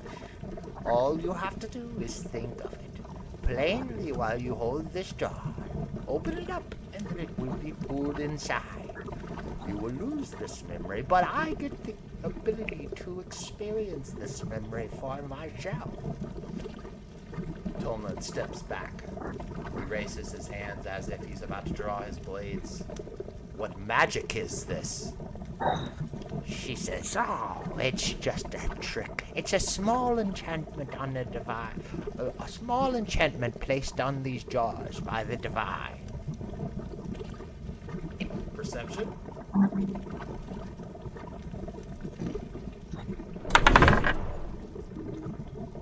Okay. Don't notice it. Can I insight what she's saying? Yes. Do I think that that's a lie? Ooh, again. You do think it's a lie. But you do know that there are other things that seem to work in this world for you.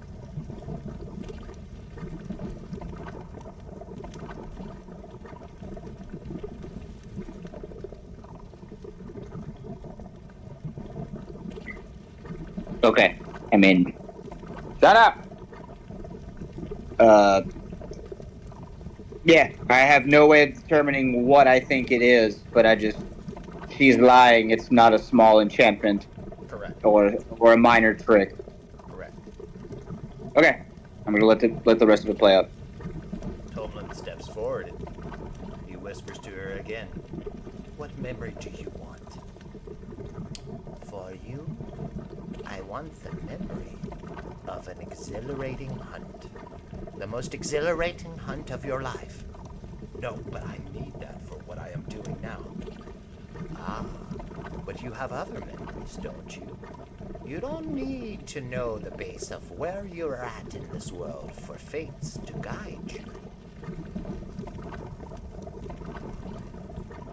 That's a tricky one.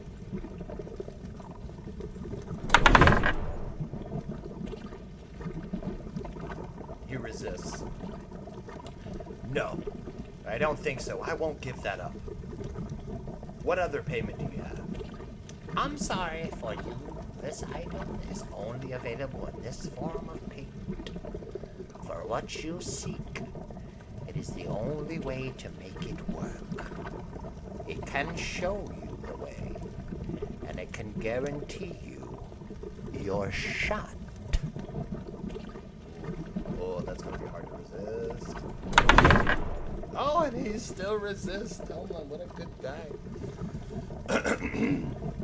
He steps back and he says, I'm out of here, foul wench. He turns and starts to walk towards the door with purpose. Remember, I'm always here. Come back if you wish, my dear. Tolman walks past you, out towards the door. I'll follow him out. Okay.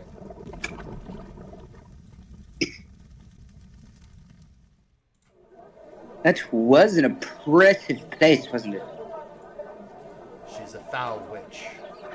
She brings nothing but evil into this world, and if I am to hunt evil, then I cannot participate in that evil.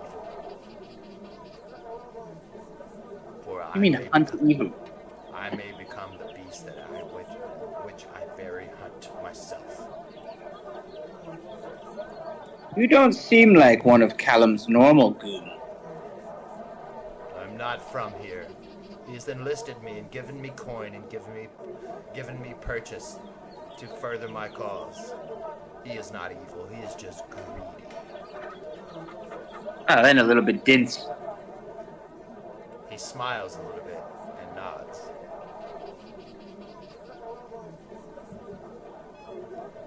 Well, good luck with your quests or whatever. You too. Try not to kill us if we run into each other. Remember, I did this for you. So, I will remember this, but I suggest you leave that friend of yours. No good can come of his association. well, we did stop the deer apocalypse, so Hey, some good dickhead! came from it. What's up, fucker? Oh, you are a truly vile woman, Gia. That's what they said about your mama. Oh. You take. And I'll pull out my my dagger and point my wrist crossbow at her. Easy there, big boy. Just sticks and stones. Don't break those bones. I'm just playing with you. No sense of humor. Everybody that has a dead parent gets so touchy about it. Maybe you'd like to know why. Tomlin looks down at Kia. If your parents had died, then you would be touchy about it as well. Ha! I killed both of my parents. Are we gonna go or not? Very well. And he hangs his head, and he said, as he passes, he whispers to you, I fear I have my own dogs to lie with. I'll lower the wrist crossbow, resheath the dagger, regather my composure, and continue on to the tavern as if that encounter did not happen. Okay. Woo! Dude, I was just spitting insults and I forgot about your whole dead mom thing, and then it hit me when I said it, and I went, whoa, okay, that's crossing a line.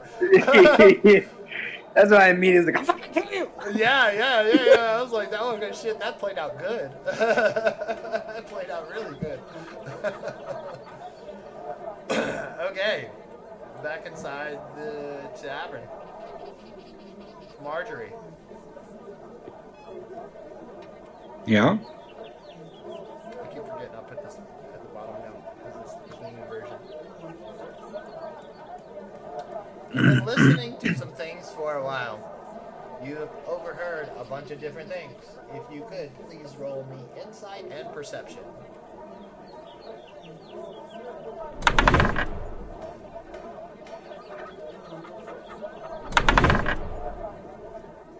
Not much insight, but your perception is off the chain, my friend. Mm-hmm. You have perceived a bunch of whispers of the nobles about them putting their money behind the shipping and ensuring the shipping of the Ironroot from Talmadun from Phidias Gatto's shack outside of town near the barracks. But you don't know what any of those words mean.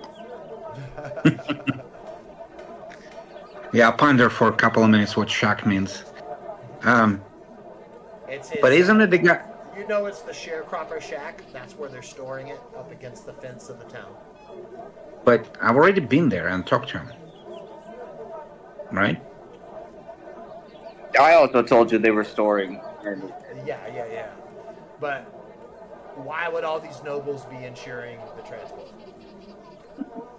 They're putting all their money behind it. All right, I'm not destroyed by the church. It's supposed to be destroyed by the church, so why are they insuring something that needs to be destroyed? I'm gonna approach the group of nobles and see if I can wrangle some details from them. Sure. You approach the table of the two nobles that were discussing the insurance of the shipment. They look up at you and go, "Oh, Cleric Payne, it's nice to see you today." So nice to see you, gentlemen. I had a sudden urge to get into the insurance and shipments. Could you tell me if you know anything about those two topics? Oh, you have a mind for business. Insurance is definitely the way to go. No greater investment of your money. You get to take payments for each shipment. Granted, you have to back it just in case anything happens, but it's very nice to get that lump sum payment. I understand. And what would you say would be the number one most popular item to insure for shipment in town nowadays? Well, starting out for someone like yourself, you can start by helping doing insurance payments with the war shipping and supply. They actually offer different programs so you can train and learn to insure shipments. Different caravans have different values, mostly food these days. Well, have you heard, gentlemen, about such a thing as an Ironroot? Both of them visibly tense up. And I'm gonna interrupt you there. Everything you say right now could be used against you. A rolls, and he says, "I don't know what you're talking about. What is Ironroot?" Ironroot is an item that you were just discussing to be a very, very lucrative item to be insured for shipment. We were merely discussing a shipment for the kingdom. For the kingdom. I see. Nope. Okay, I mean, this guy's a great liar. All right. Well, can I roll something? Yeah. It's your choice. All right. I'm gonna roll intimidation. Ah, very good, nice. That's a good one to break a lie. Oh shit. Yeah. No. It was better. He just gets a will save against it. That's all. Oh, and he fails his will save. All right. And I say, well, I His insist, you wisdom gentlemen. his wisdom saves cracks, and when you go to intimidate him, you can see the sweat start to form on his head. Now proceed with your intimidation. All right. Well, I must remind you, gentlemen, that anything you say right now will definitely be used against you, and the consequences will be dire. I have seen what have been done with the liars, and you don't want to be experiencing any of that. So I suggest you tell me everything you know. He swallows in his throat. He goes to speak. His friend reaches across the table and he says, "No, the paladins."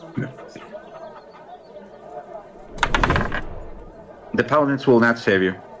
They're under investigation as we speak as well. Both of them are immediately shocked. Okay.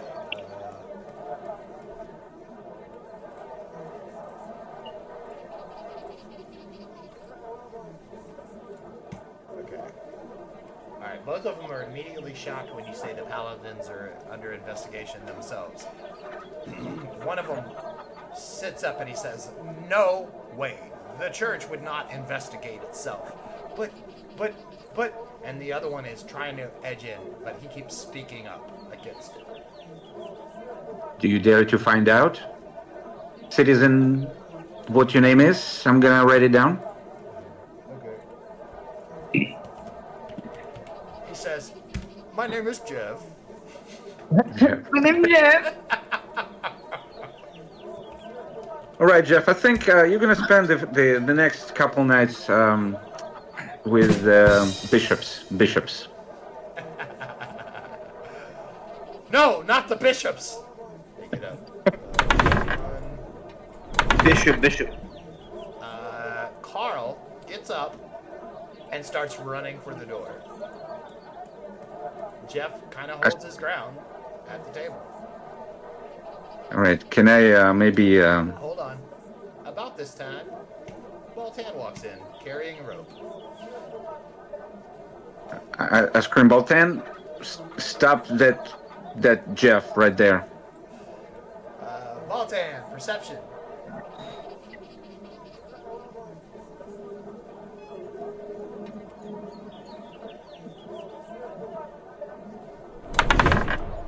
$21. You hear it, you know it. He says, "Stop that guy." You know exactly who he's talking about. All right, I'm gonna do what I do. You know, I work security, so. Okay. Do your club strike, or you can do it unarmed to just try to grab him. Up to you. Okay. Yeah, unarmed. Yeah, hit him with the old dick twist. That hits. Rolled an 8. I mean, he's just a commoner, so I mean.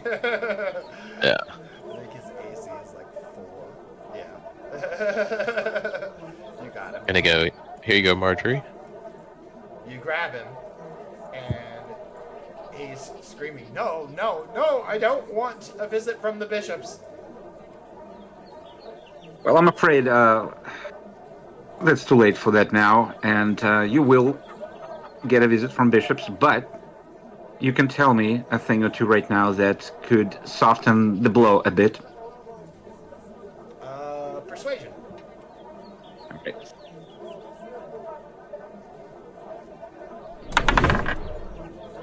Yes. Judge Payne. Oh, okay, it's a success. We're good. The guy that has been resisting you, Jeff, subdues a little bit. "Do you think you will let us go if we tell you everything? We don't have to deal with the paladins or the bishops, right?" It depends on the quality of information that you provide me with. Jeff looks at Carl and he says, "What about the money?" "I don't care about the money. I don't want to have my brains scooped out." "All right, then." About this time, another familiar face walks in the door. Lucian Silvertongue comes in and sees Baltan holding Carl up by his arm like he's in trouble, and Marjorie intimidating 2 people.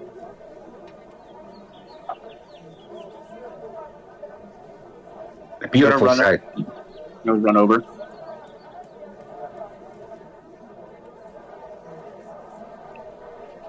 What is the meaning of this? You can't treat guests this way, you two. These are not guests, those are criminals. Oh, well, carry on then. That was hilarious. Oh, well, carry on then. And I pointed to Jeff. You see, even Bard is not on your side. Pick up. They crumble under your intimidation. Jeff and Carl speak up. They tell you that the Ironroot, for some reason, is extremely valuable to the kingdom, and that the shipment itself is actually not going to be destroyed by the church. That is just what everyone has been told. It's being held by the kingdom before anything else happens to it. But what does it mean by the kingdom? Who's behind it? The kingdom specifically. the kingdom of Talmadun. The church and the kingdom are 2 separate things. Exactly. It's separation of church and state, or something like that. Yeah, but who are the authorities in town In town? that Well, are in charge of the state portion of the whole thing? in town, I know that arrangements have been made by Jorvin Draymore. Who is The tax what? assessor. Who is that Jordan Braymore? He's the tax assessor of this town. You must know him. You are in control of tithing, correct? Yes, of course I know him. I was just testing you. Yes, the Weasley little man with glasses. All right. So who is paying you for the services? From the kingdom's purse itself. Jorvin Draymore has a patents for us. which is Do you like have any 10. receipts? Do you have any receipts? No, And I expect the answer yes. we were on our way to pick them up today. All right. I would like to have those receipts. I need some proof. So you want us to go through with it? And actually put Absolutely, the money up? unless you want your brains to be scooped out by Bishop. But we will lose thousands and thousands of gold. Well, what could be more worth than your brains? She does make a good point. Your lives are worth more than thousands of gold, I assume. A dead man can't spend anything. And trust me, if there is any criminal intent in the whole thing, your gold will be confiscated by church anyway. Once again, Jeff backs up. I can't risk that money. Carl is terrified. He's basically pissing himself at this point. And he says, I'll front it. I'll front the money. I will help you. Jeff says, Carl, you can't do that. You will be broke. It's better than being nothing. Well, Jeff. I can call you Jeff? That is my name. Well, it seems to me that you now have a surplus of cash you won't be needing. Does that seem right, Cleric Payne? I assume so, yes. And, what say you a large contribution to the church's coffers in exchange for a lighter sentencing, so maybe not brain scooping? Is that something the church would allow? I don't know. I'm not religious. I'm just spitballing here. Would you want the receipts? Would you want the receipts as well? Oh, yes, that's... Your proof would be, that's non-negotiable. Yeah, Silvertongue, just roll persuasion. See how he feels about this.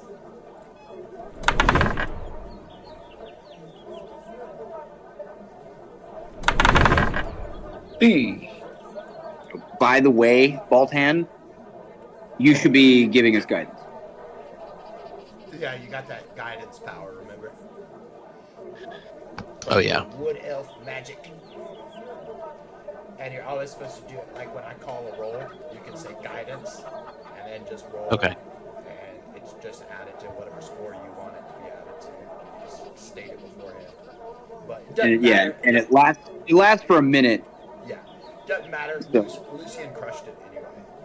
Jeff, Yeah, Jeff is inclined to believe you because you're the magistrate's son, and he doesn't want to fall afoul of that family. And I'm trying to act like their lawyer. Yeah. Their court-appointed lawyer. Yeah. Jeff and Carl look at Marjorie and they said, do you mind if we have a moment to go over our ledgers? We will see if we can make this happen and not put both of us into financial ruin. I don't see how anything could be changed at this point. You heard what we need, and I suggest you do it. Oh, they're giving it to you. They're just asking for some time so they can shift money around and think about how they're going to do it. All right. How much time do you need? Just a few moments, please. Alrighty then. You have a few moments. So they go off and discuss, and after quibbling and quabbling and arguing, they come back. And they say, Marjorie Payne, we will definitely do this for you. We know that you are an honest cleric. We see the badge of the truth seekers upon your collar. So, this is what we truly propose. We will support you in this endeavor 100%. And if you need anything else from us, these nobles in the town, we can try to sway them towards your favor. We just need one small thing from you, if that's possible. All we need for you to do is endorse our new Passiona pudding that we're coming out with. I think that from there, we will at least be able to make a financial recovery. I think we can put it on a menu, but we need the receipts first. Wonderful. then we will strike this deal. Just please, if at all possible, if this comes to light, don't mention our names to the paladins or the bishops. We beg of you. You have my word. Okay? They're gonna go get you the receipts. Are you letting them go, Baltan? I say, is it good to go now, or? Yes, they're good to go. Okay. Okay. They begin to walk out. They go get you receipts. All right, guys. Successful intimidation investigation. Good shakedown. Hell yeah. Team effort. So what was that all about? Kuykendahl, roll survival twice, please. Understood. You guys go ahead and continue. Well, I'll explain. I explained to Lucian that we Hey. now getting closer to understanding the whole. 11. Well, actually, I cannot tell him about the Ironroot, right? I told you about the Ironroot. No, you told me where it's at, but you don't know why I'm asking. Oh yeah, true. Yeah. Okay, I'm gonna zap out to the town real quick. Thalion comes rolling up into town like a stud and a bud on the back of Bale. Covered in blood. I mean, he's a hunter. He gets to the gate. The guard looks up at him and he says, Thalion, been hunting, I see.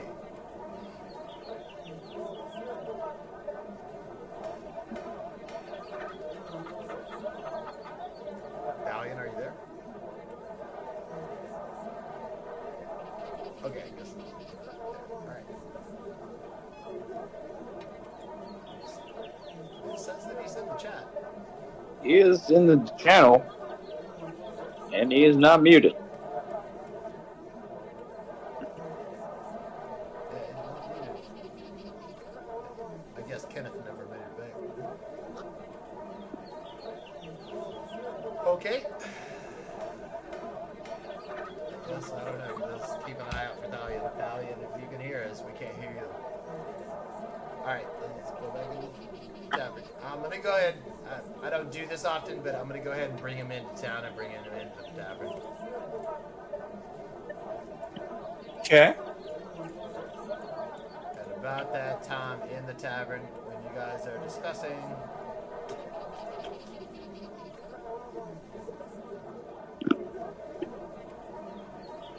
put him outside the door, and about that time, Kuykendahl walks in the door.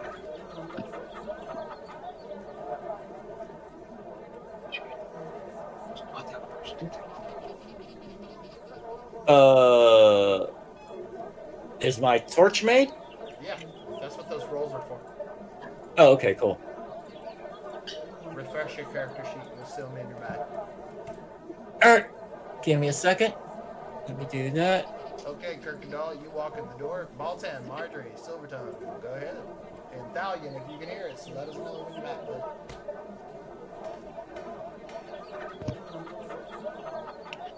I say I got the rope. Did you want to go see what we can find down there with the cat? Yeah, man. You wanted to take you wanted the other room? The one in the back of the kitchen. Yeah. Yeah. Alright, let's go there. Lucian, Yes. did you want to come with us? Where? Down to the catacombs. Down to the creepy hole. Yep. Well, only if I get to hold the torch. I don't like small, dark spaces, nor the creatures of the night. I laugh. Alright. Here you go, man. Toss in one of my torches. All right. Light it whenever you're ready.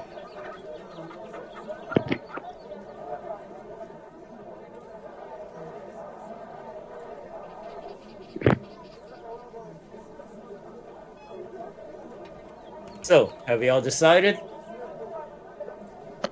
Well, first we're gonna see about getting some information from the cat. Okay, so you want to hang out for a little bit? We're gonna go that's talk where to the y'all- cat. That's where he's going. Is you are going down the hole to talk to the cat. Oh, okay. Wait, you can talk to cats? Yeah, Oh, even Thalion can do that. It's a hunter ability. Well, that's a very useful skill. I've never interrogated a cat before. well, get ready. you should have put that on your resume. I would have hired you much quicker. Hey, you guys make your way into the back room.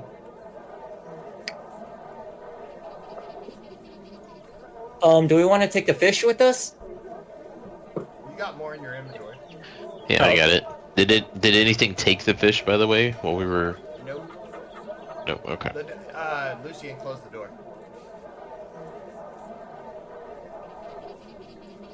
I'll get Kuykendahl to open it this time. Okay. Kuykendahl, I just closed the door. I didn't roll the barrel on it. Yeah. Kuykendahl, you want to open the door? Set the rope up. Hey. How did we do it last time? Did we set the pipe? Or There's a something else? piton. There's a piton on the wall. Yeah, You there's can a just tie spike it in off the to this wall. climbing piton. Yeah. Okay, yeah.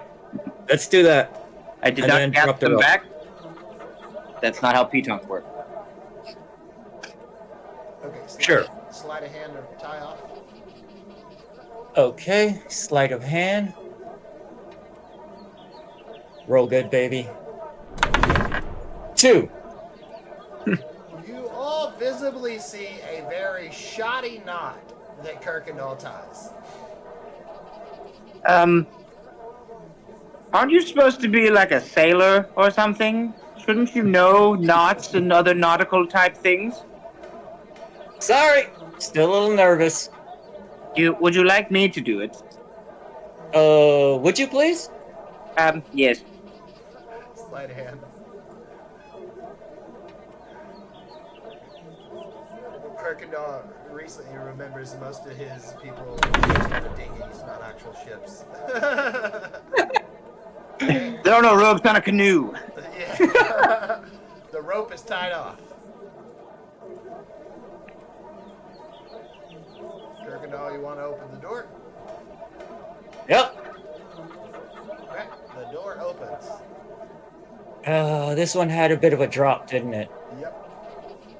I Alright. think a bit of a drop is a small understatement. Yeah, it is.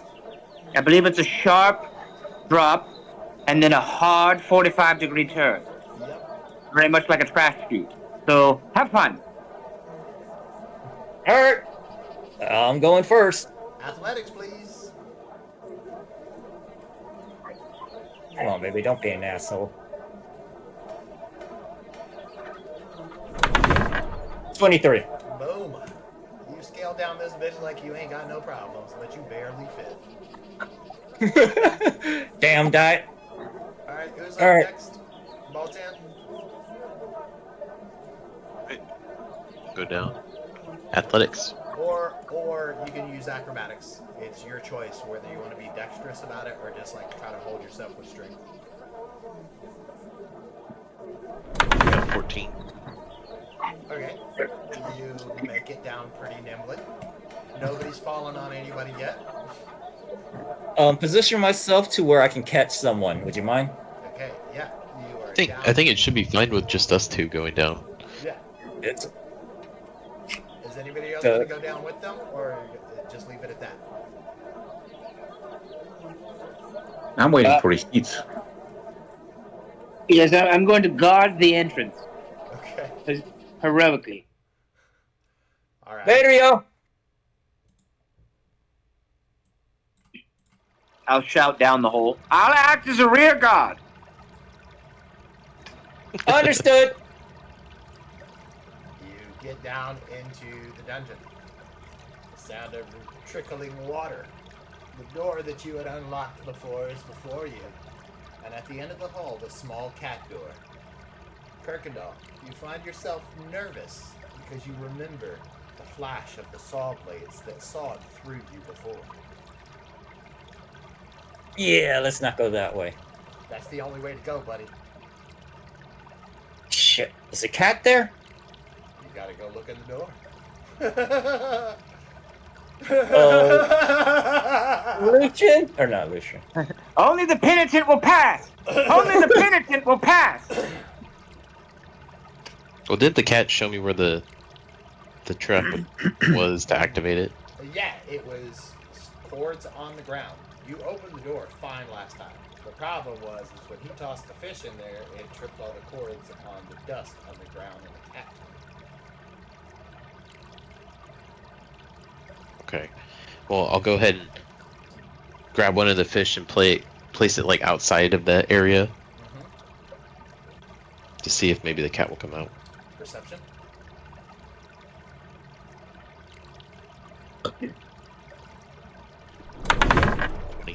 Nice. Okay. You hear sniffing and small little paws dancing through dust. A cat peeks its head out of the little door. He looks up at you and he says, Welcome back, wanderer. I see you brought me a gift.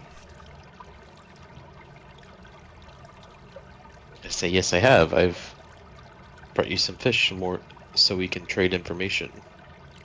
He walks out and he curls around the fish and sits beside it. May I, sir? You may. He takes a bite out of the fish and begins to chew on it. Absolutely delicious. So, what would you like to know? And I say, what do you know about the catacombs over here?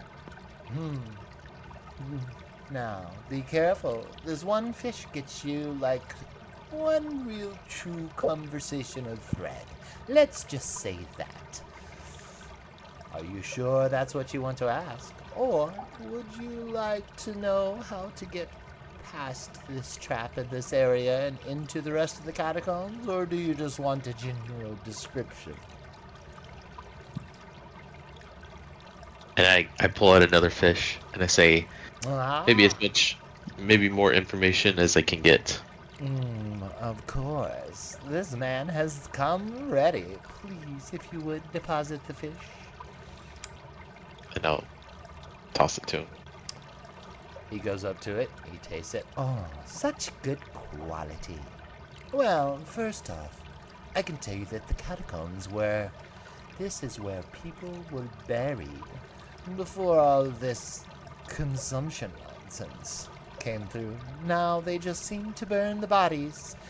Old Mercado has been seen lurking around this place. He used to be in charge of taking care of catacombs and getting rid of the corpses themselves, but now the church does all the work.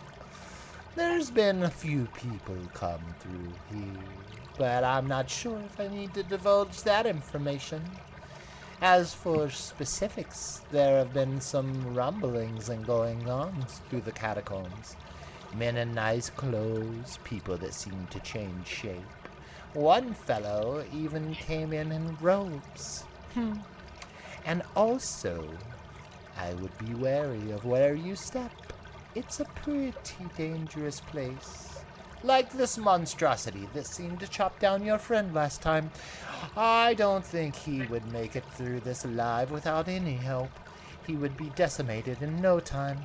Just bumbling through, stepping on what he wants, willy-nilly throwing things around. That's not how you get through here. For this specific one, there's always a key. He walks to the side of the hallway. For I can make it through there. The door on the other end is actually a false door.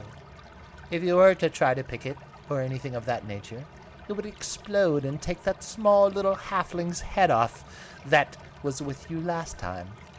For this, you need a side passage. All you need is to whisper the tune. Bum bum bum bum. And he basically hisses the notes. And the wall seems to rumble slightly. I can't whistle, but I've seen other people do it. If you match those tones, it will open. Give it a try. Go ahead.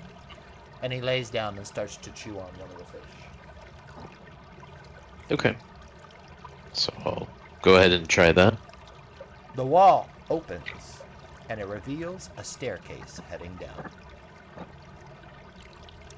And I look over to Kuykendahl and I say, I think we got some good information. Remind me to get some more fish for the cat. The cat actually responds to you in this moment, and he says, "Good information is the only kind I have." To me or to Bolton? Bolton. Oh, okay.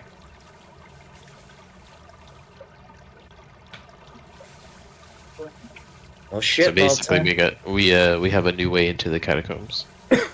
Sweet! I am so down for this. Thank you, Bolton. Thank you, Kitty Cat, whatever your name is. Wait, does the cat have? I know, nobody's asked him his name. Okay, well, I'll ask him his name then. My name is Alden. Pleasure to meet you. And I say, were you able to get through to that trapdoor up there? Oh, the door. Oh, Yeah. you mean the door that Thilbus leaves open for me? Yes. Yes. Recently it has been closed. I've been craving my milk. Milk. Okay. Well, he went out of town, and I'll let the I'll take care of the milk for you. How about that? Oh, thank you so very much. I guess since you'll do that for me, I'll give you a bonus bit of information.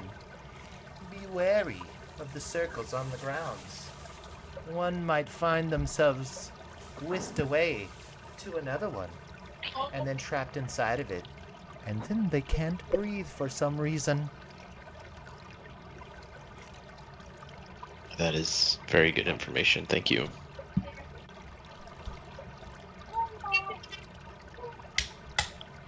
And I go ahead and I tell this to Kuykendahl.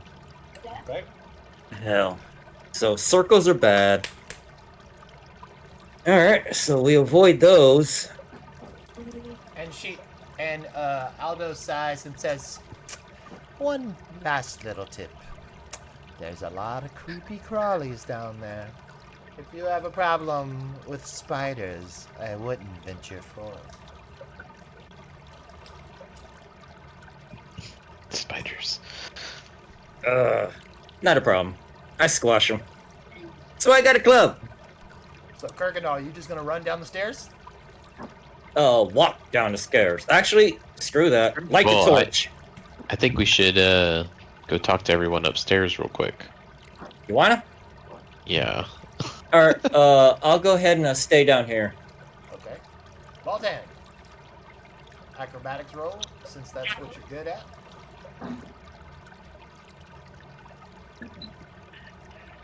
There you go. 20. Jesus, boy.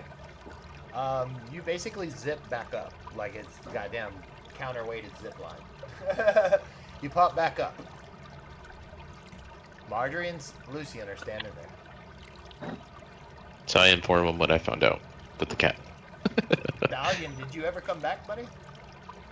Oh, He's now gone. Now he's gone.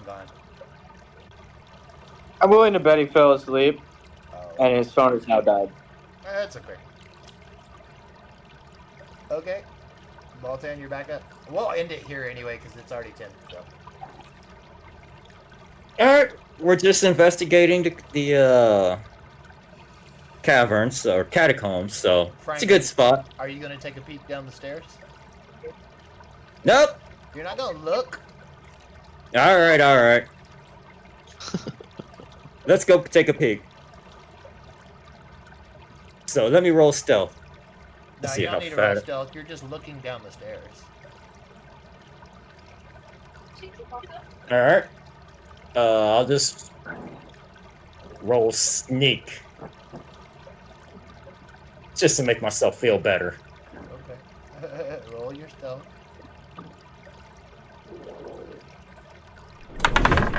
9.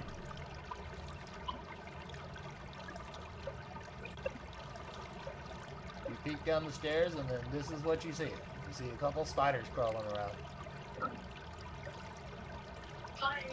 How big are they? Yeah, they're just regular, like, tarantula size spiders. I'll leave them be. Okay.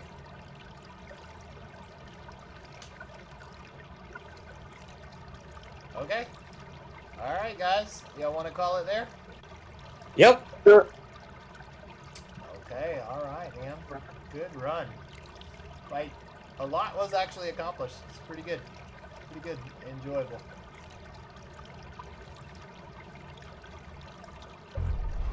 Well, everybody. And this time didn't end in us nearly dying. So Wait, what did you say? No silly dying. Oh, I yeah. said No silly dying. nearly dying. Yeah. Yeah, no nearly dodging things, this, that, and the other. Going back to the cat was a good idea. A lot of information given there. So you at least know what you're in for. You know?